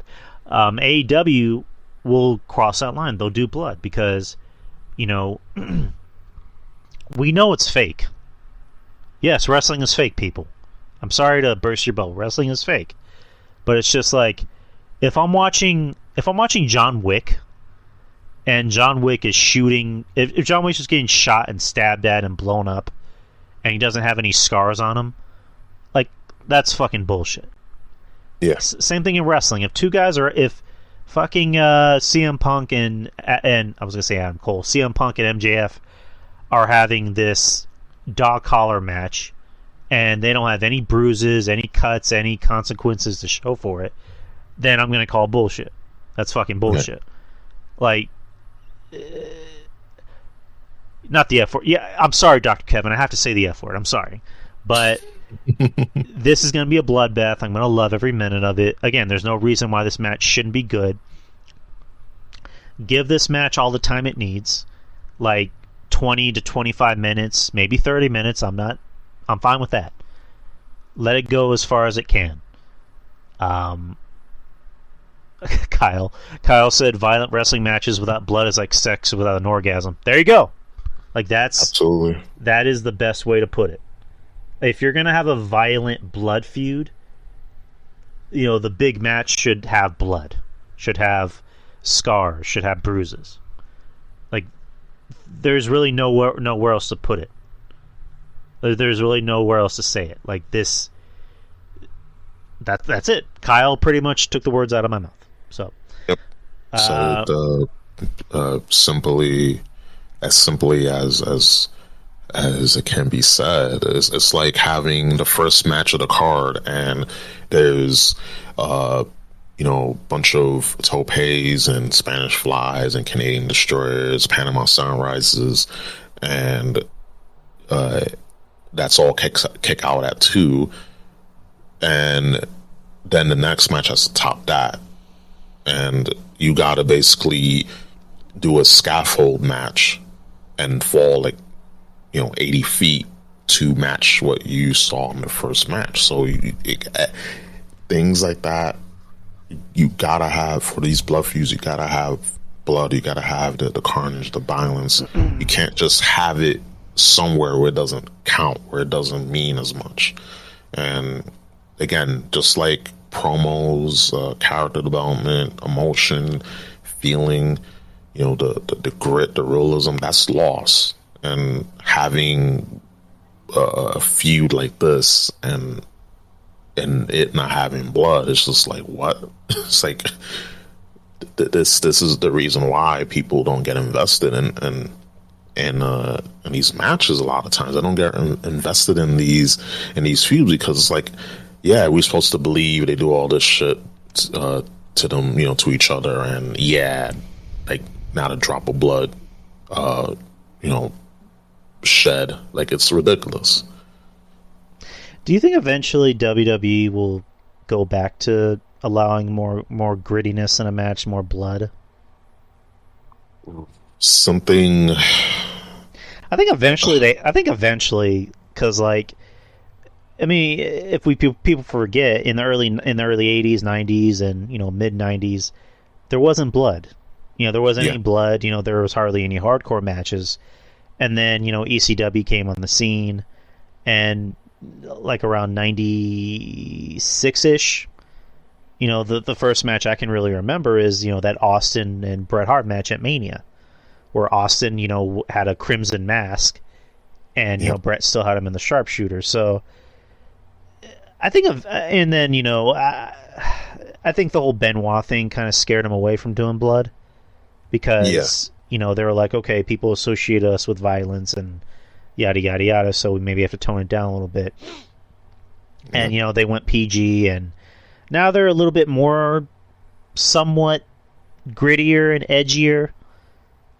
I mean, it's one of those things where it's just like, okay, I'll give you an A for effort for at least trying, but there's something missing. Too much of something can be a bad thing, and knowing WWE, if they try to go back to having blood, they'll maybe try to overdo it. Whereas AEW is more like, let's not try to do too much of it. Cody Rhodes. Let's try to keep it in bigger matches. Where, I think eventually, WWE will go back to that edgier product. I'd like to believe they will, because, it's like we just said, if you're having these, blood feuds, and these guys are throwing everything they can at each other, including the kitchen sink, not a drop of blood. It's like, why have a Hell in a Cell match if there's no blood? Why have a hardcore match if there's no blood? Why have a ladder match if there's no blood? You know what I mean? They need to let the reins off and just have blood. It makes the match mean something. Don't overdo it, but, again, point of origin, point of story. You're having two guys that hate each other and want a blood feud. Let there be blood. That's there's no ifs, ands, or buts about it. That's pretty much all we want. So you're picking CM Punk to win it, right? Yes. All right, me too. Main event, and now it's time for the main event. AEW World Championship. Adam Page, the world champion, versus Adam Cole, baby.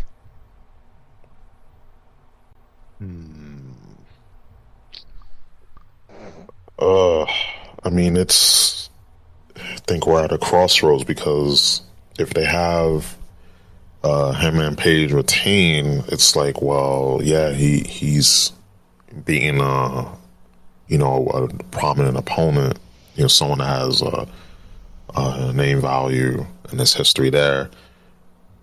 But if that Adam Cole win is going to be like, oh, see, like they having these little vanilla midgets win, even though when he was in NXT, like, he was NXT champion, but it was like, that was more like impactful because, he had Undisputed Era and he was basically running the show. And it was a much smaller pond, and they built the whole company around for that time. I could see them, calling an audible and saying, "Fuck it, let's put the belt on Adam Cole." Just because, like RJ said, like Adam Page's reign is dead in the water, and I agree. Like he was rooting for him to win, and he won it, and it's like, oh hi, yeah. It's like meh, I'm just like I want him to succeed, and people have been wanting him to win and to be champion as he deserves. It's like it's not much to. It's not much to it with this reign. It's just like there's a lot missing, and I feel like they're gonna have him drop the belt, because of that. I kind of agree, but I don't know. AEW likes to do their long, title reigns. They did it with Jericho. They did it with Moxley, Omega. So I can see them keeping that title on Page for a little bit, maybe until All In. I don't know if they'll give it to Adam Cole. It's one of those things where it's just like I wouldn't be too surprised, but I wouldn't be surprised of either outcome if Adam Cole wins or if Adam Page wins, because yeah, Page's title reign has not been very eventful. It's been very meh, like you just said, and we were rooting for him, and now it's just like, okay, now what?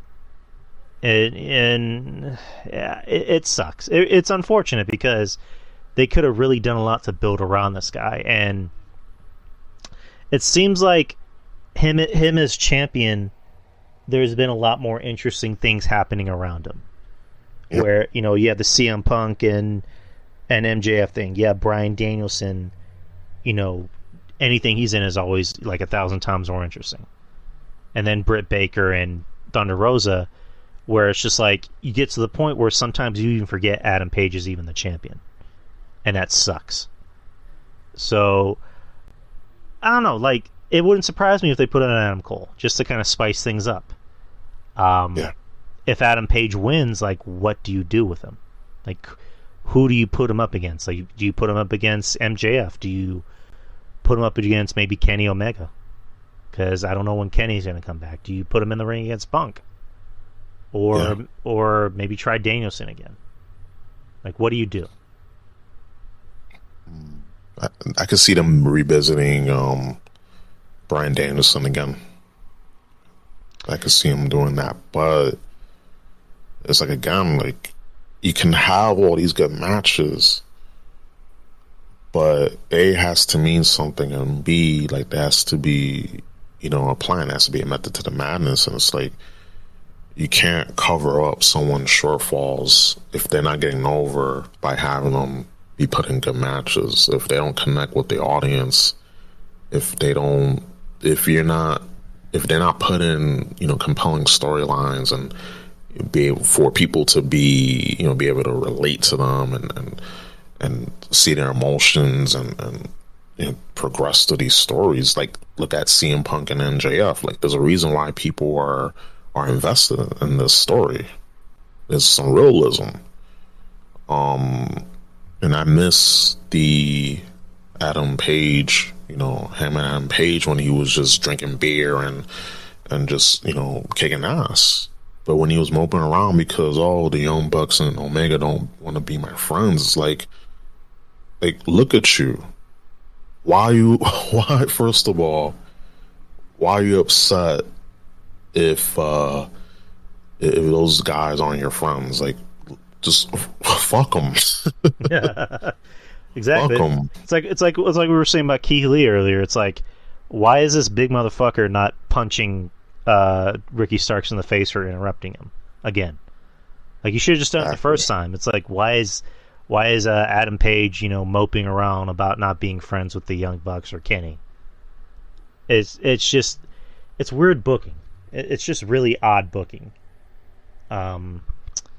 But yeah, this again, I don't know how this match plays out. Like, I'm assuming Page wins, but it's one of those things of like, where do you go from here?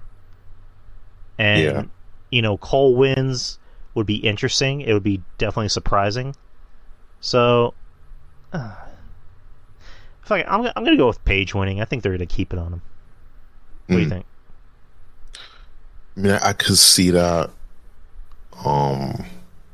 I don't see them just giving the belt to Adam Cole, but it's, to me, with the fact that he's not like connecting, they could just give it to Adam Cole, but I could also see them just having him retain. It's like one of those matches where we don't know who can walk out champion, but it's not like, oh my god, it's must see. It's not like those matches where like, oh my god, like anyone could win, but there's intrigue. That with this match is not much intrigue. And I know we're in the minority because there are a lot of Adam Cole marks, and I like Adam Cole, but we already know that it's just a fandom of a video game wrestling, and a lot of people see Adam Cole because look at his physique. That's one thing why people gravitate towards him. But I don't know. I mean, listen. I'm a Oscar mark. I'm a AJ Styles mark. But yeah, I know where to end my fandom and be realistic. But hey, that's just the thing of being a wrestling fan. Like, it's a reason why we gravitate towards these larger than life characters, because they just have that look, that mystique to them. Since you already mentioned AJ Styles, did you see Raw? Did you see the ending segment with him and Edge? Saw a clip on YouTube. I mean, I'm interested in the match. If it's a thing, I'm really interested in, because that's actually a match I want to see. Besides, oof, with the WrestleMania card. Oh Lord, but that will be a palate cleanser for sure. Styles and Edge.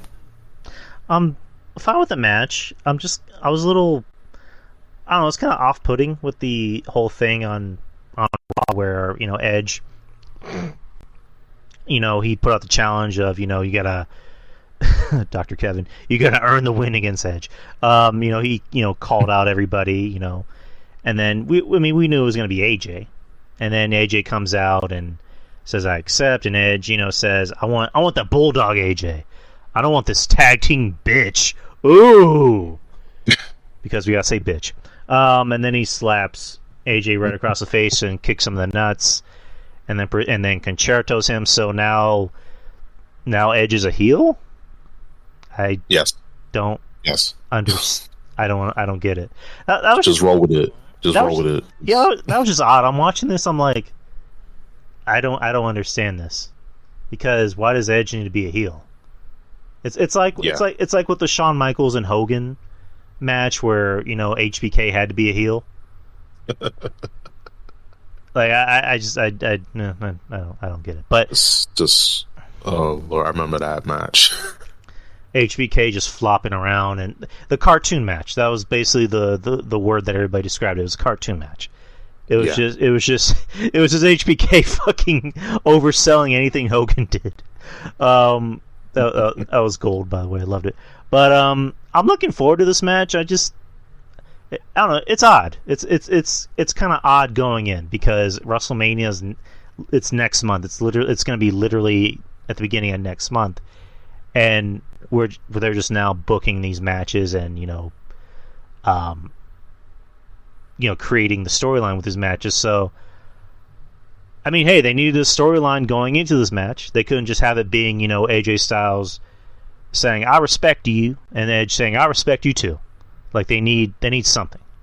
But yeah. So I don't know. We'll see. Let's see NXT. We can talk about NXT for a little bit. NXT lately has been a lot more watchable. I think it's a much better complete wrestling show for two reasons, and I'm pretty sure you know what those reasons are. Oh baby! Anything with Steiner and Ciampa and Dolph Ziggler, which is weird to say, it's been the best parts of the show. Ziggler and Ciampa had a really good match last week, and now next week at NXT Roadblock, that's what it's going to be called. It's going to be a triple threat. Steiner, Ziggler, and Ciampa for the title. Oh, RJ, we're getting into Nikkita Lyons. Don't worry about it. We're getting to it. Just trust me. Yeah, we're building up to it. Anything with LA Knight, I'm always interested in. It's weird. He's the most over guy on the show, but it seems like they don't do really anything with him but have him job out to other talent, which is odd. Like, he's the guy that should be on the main roster already. Yeah, he should be. He definitely should be. So let's get to the main point. Since we're talking about the bakery, let's get to the head of the bakery, Nikkita Lyons, who made her debut last week against whoever the fuck it was. I don't really care who it was. And I mean, she had a really good debut. The crowd seemed like they were really into her. They were chanting for anything she did. She had some good moves. I mean, hell, even Cornette likes her. I mean, that shouldn't be the exception that Cornette likes it, but it's interesting when Cornette likes something that's modern, especially if it's with WWE. And he's always been someone who's not a big fan of women's wrestling, but he said he's intrigued by her. He likes her. Brian Lass, said he's a fan of her. We're all fans of her for obvious reasons. With that looking like somebody stole 2 Christmas hams and put them down the back of her dress, like Jesus Christ. Yeah. I mean, probably has the best finisher in the business right now. Just doing that splits and having her ass in someone's face. It's like Nikkita Lyons is self-aware. I'll give her that. Like she knows. She knows she's thicker than a bowl of biscuit batter. Yes. Like she knows she's thick as fuck. She knows what she's doing. She knows it. Yep. Like she was even sharing memes of people putting up screenshots of her finisher, and there was one that I thought was really funny where it said, and it was like a meme within a meme. It was a complaint saying, "I have a problem with this photo. I don't have a problem with it. I'm just not in it." Like I'm mad that I'm not in the photo. Oh man. But Lord. Nikkita Lyons, again, all seriousness, she had a great debut. I'm liking. Again, I'm a fan of hers. For her wrestling, of course, I got to talk about the wrestling first. Yeah. She needs to work on her promos because, again, her personality's not all there, but she's 22 years old. She's going to get there. But overall, I've talked too much about this. What are your thoughts on Nikkita Lyons? Oh man, where to begin? Like you said, she's very self-aware. She's aware of what she has, her assets, no pun intended. And she's taking advantage of it. Like most You know, like most people should. Like you have an asset, you have something that God has given to you, or through just you know through good genetics or just working hard on your body. Like, use it. And she had a very good debut. And I was listening to Jim Cornette talk about Nikkita Lyons, and I was like, yeah, like I agree that it's not her.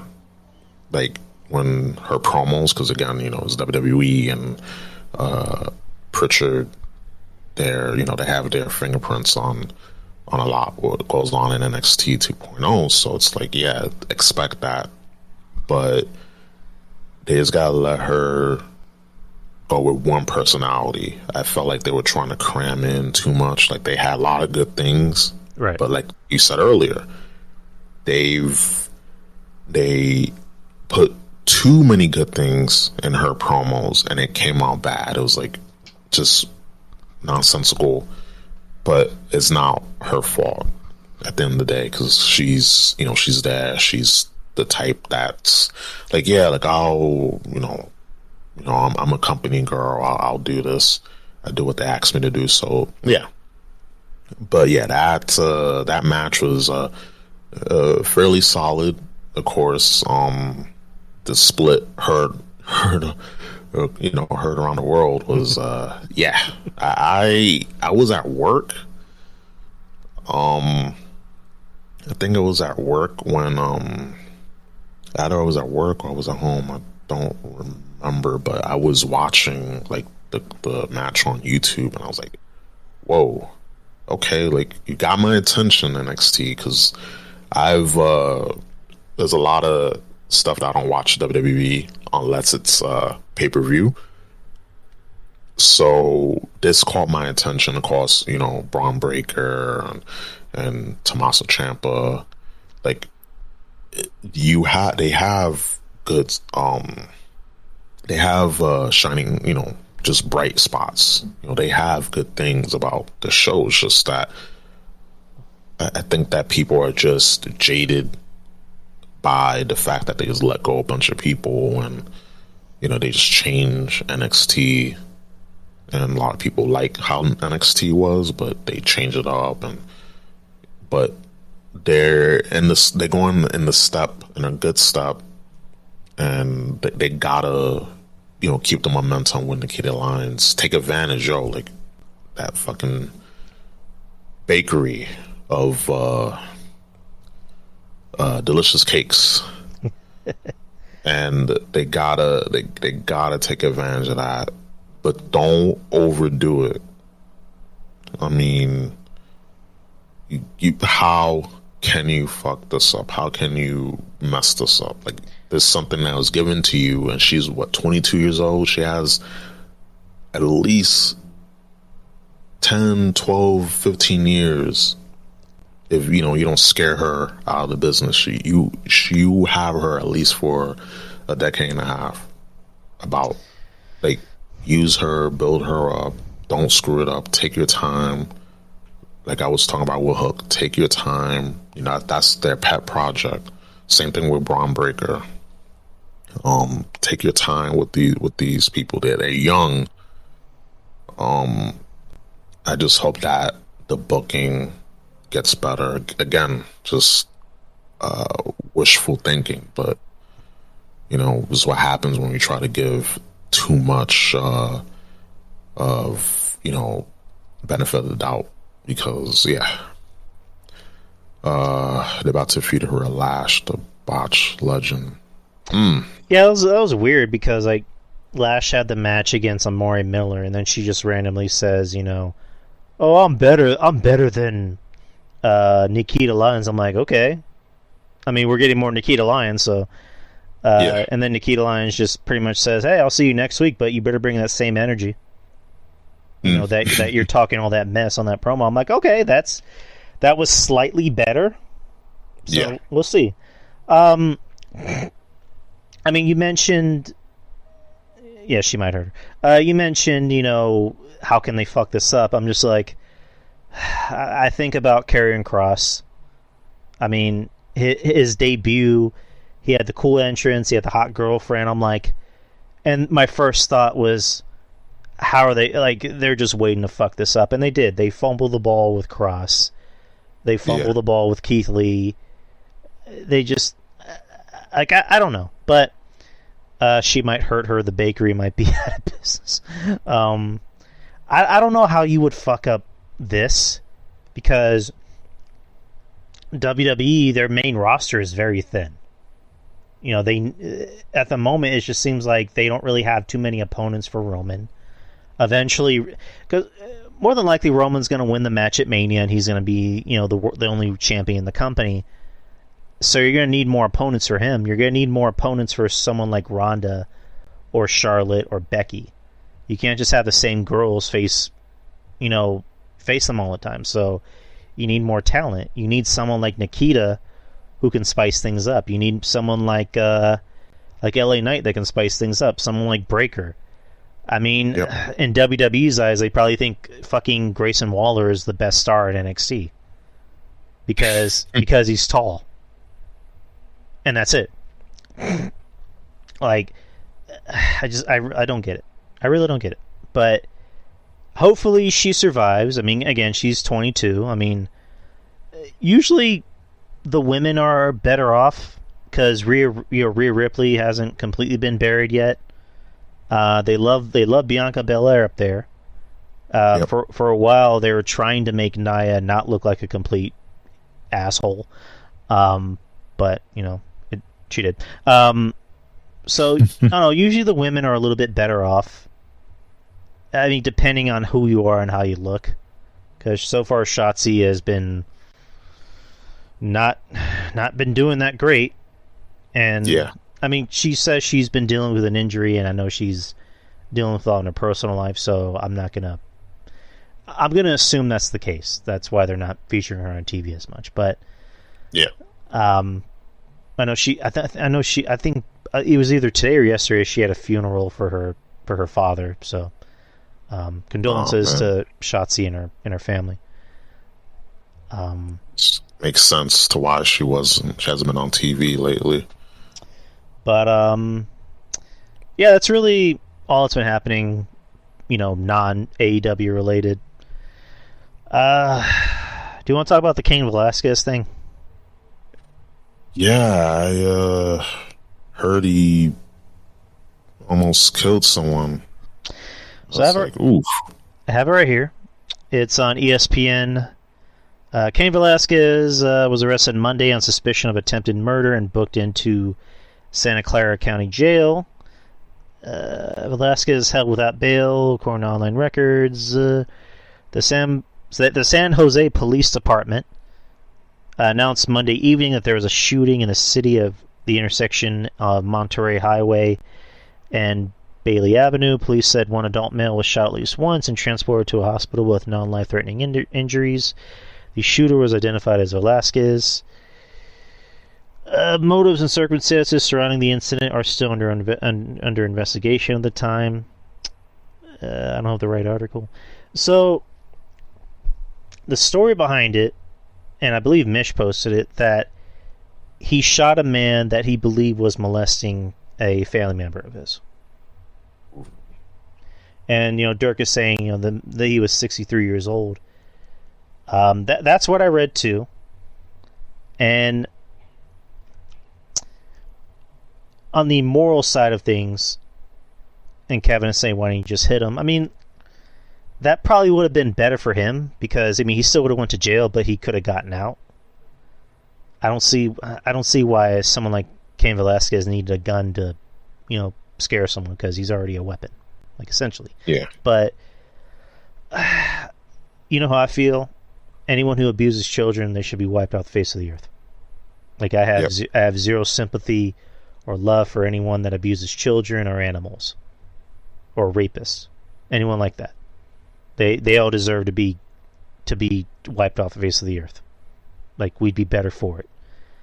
Agreed. Someone like Cain Velasquez, I'm sorry. Cain Velasquez, who's famous celebrity, famous athlete, and he's a UFC fighter. He's a guy that gets paid to beat the shit out of people. Why does he need a gun? Like, it's one of those things where, on a moral standpoint, I'm fine with it. But on a real perspective, like on a more common sense perspective, this was kind of dumb on his part. Yeah, kind of the heat of the moment thing. Didn't think things through, and that's what happens when. And trust me, when it comes to family member being molested, abused, I morally I get why, but even then, you have to.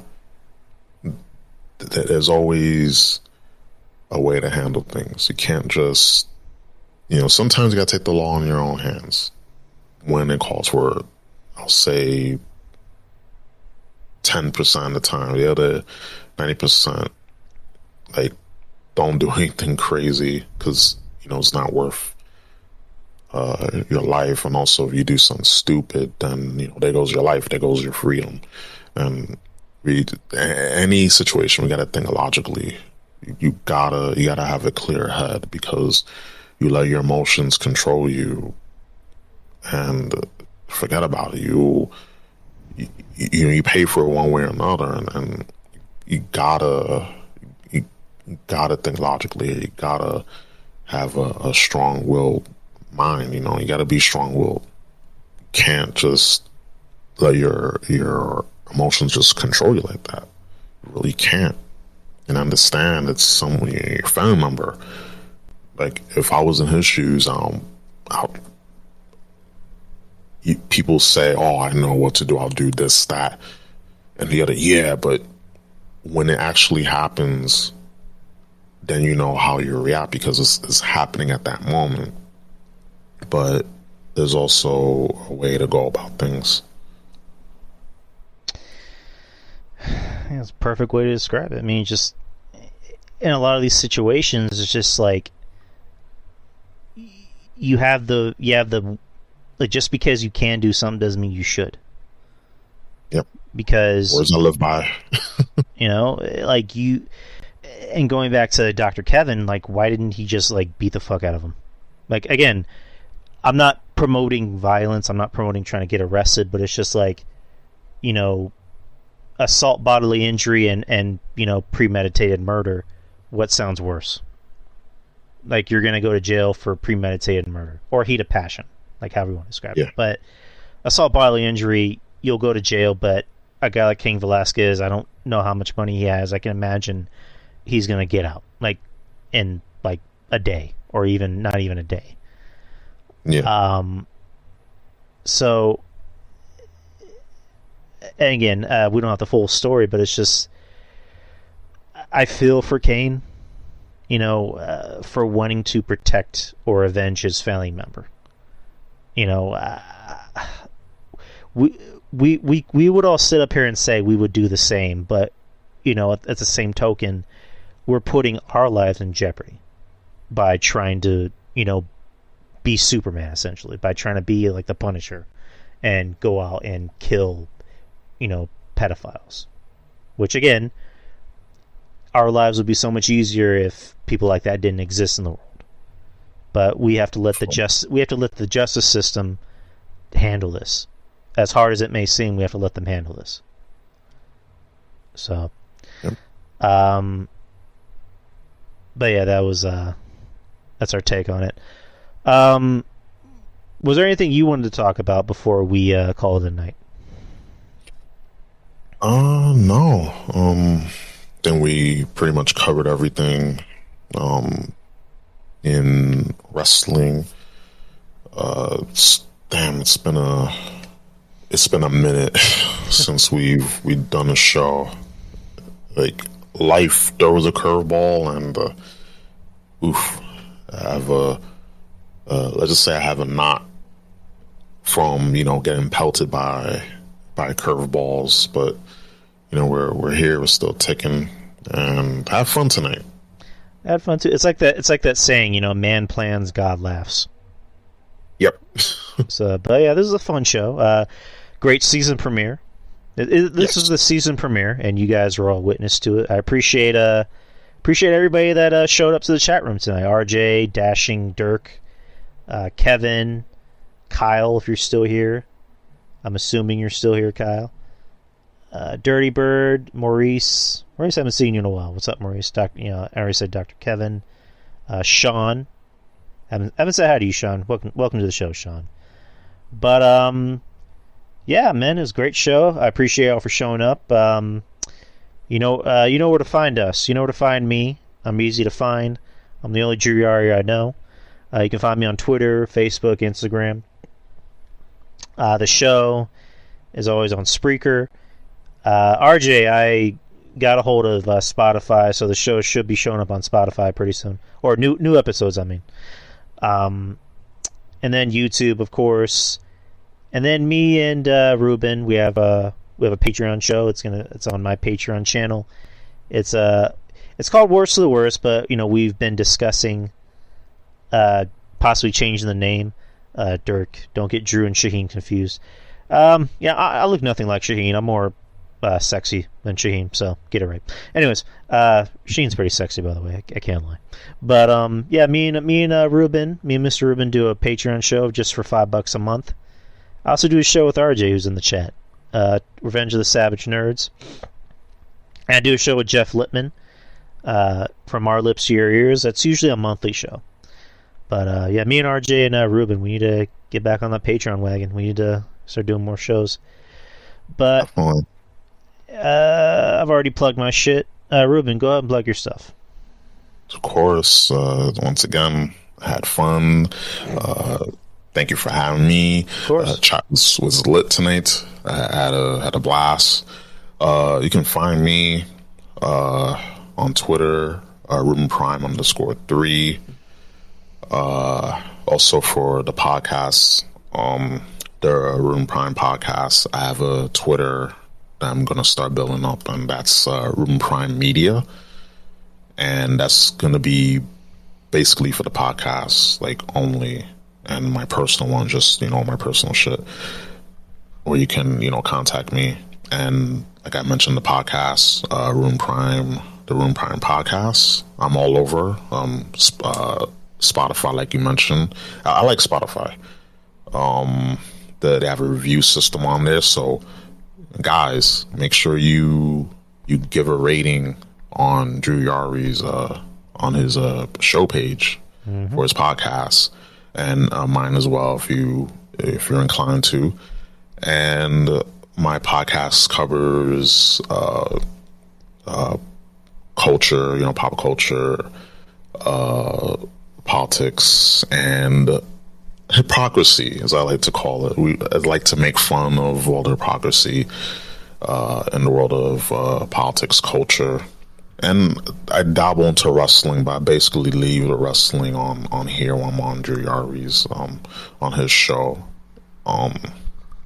But yeah, like, you just find me on there. I'm trying to do YouTube, and actually we got to talk about doing some video stuff, but we'll definitely chat.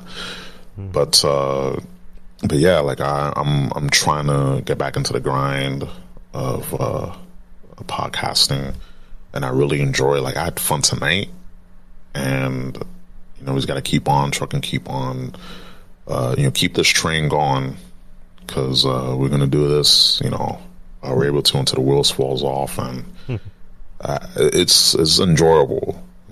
It's fucking enjoyable doing this. So yeah, like, that's where you can find me. Again, thanks for listening. Thanks for tuning in. Live, or when you made it all the way through this, all the way to the end. If you listen to this after the fact, appreciate you. Appreciate you, Drew Yari, as well. Absolutely, man. I appreciate you. I appreciate you for taking the time to come on here, and you're always welcome on here anytime you want to be on here, brother. Same thing to RJ. RJ's in the chat. Jeff Lippman, of course. Anybody. This is an open door podcast. You want to come on and talk your shit. I know Kevin Castle hates this. Spill a little tea. You're more than welcome to. I welcome anybody on this show. Anybody. And except for Kevin Castle. He's banned from this show. I love Kevin. Yeah, again, I appreciate y'all for downloading, listening to the show, leaving reviews. Take the time out of your day to go to iTunes, go to Spotify, and leave a review for the show. If you want to tell me how amazing I am and how I inspire you to be a better person, you're more than welcome to. If you want to tell me that I suck and I should probably go eat more donuts because I'm a fat piece of shit, please don't, but you're more than welcome to. And of course, the Patreon, it's just $5 a month. $5 goes a long way. It really does help improve the show. It helps possibly get new equipment.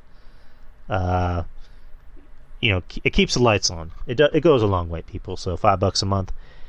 And just shout out to everybody. Shout out to Ruben, my boy right here. Shout out to RJ, brother Monty, Wrestling Court, Breaking the Apocalypse, Mish.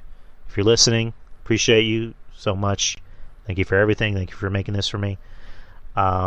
Wrestling Soup, of course, Mish and Joey, Kevin Castle, Trez, Baseball Chicky, Andrew Carlick, Jeff Lippman, Steve, and just shout out to everybody that has a podcast. Shout out to everybody that appreciates me, appreciates the show, shows me love.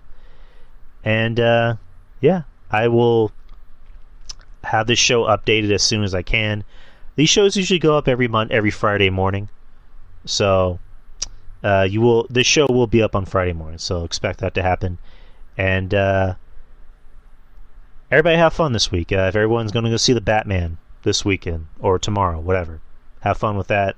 I'll be seeing you tomorrow.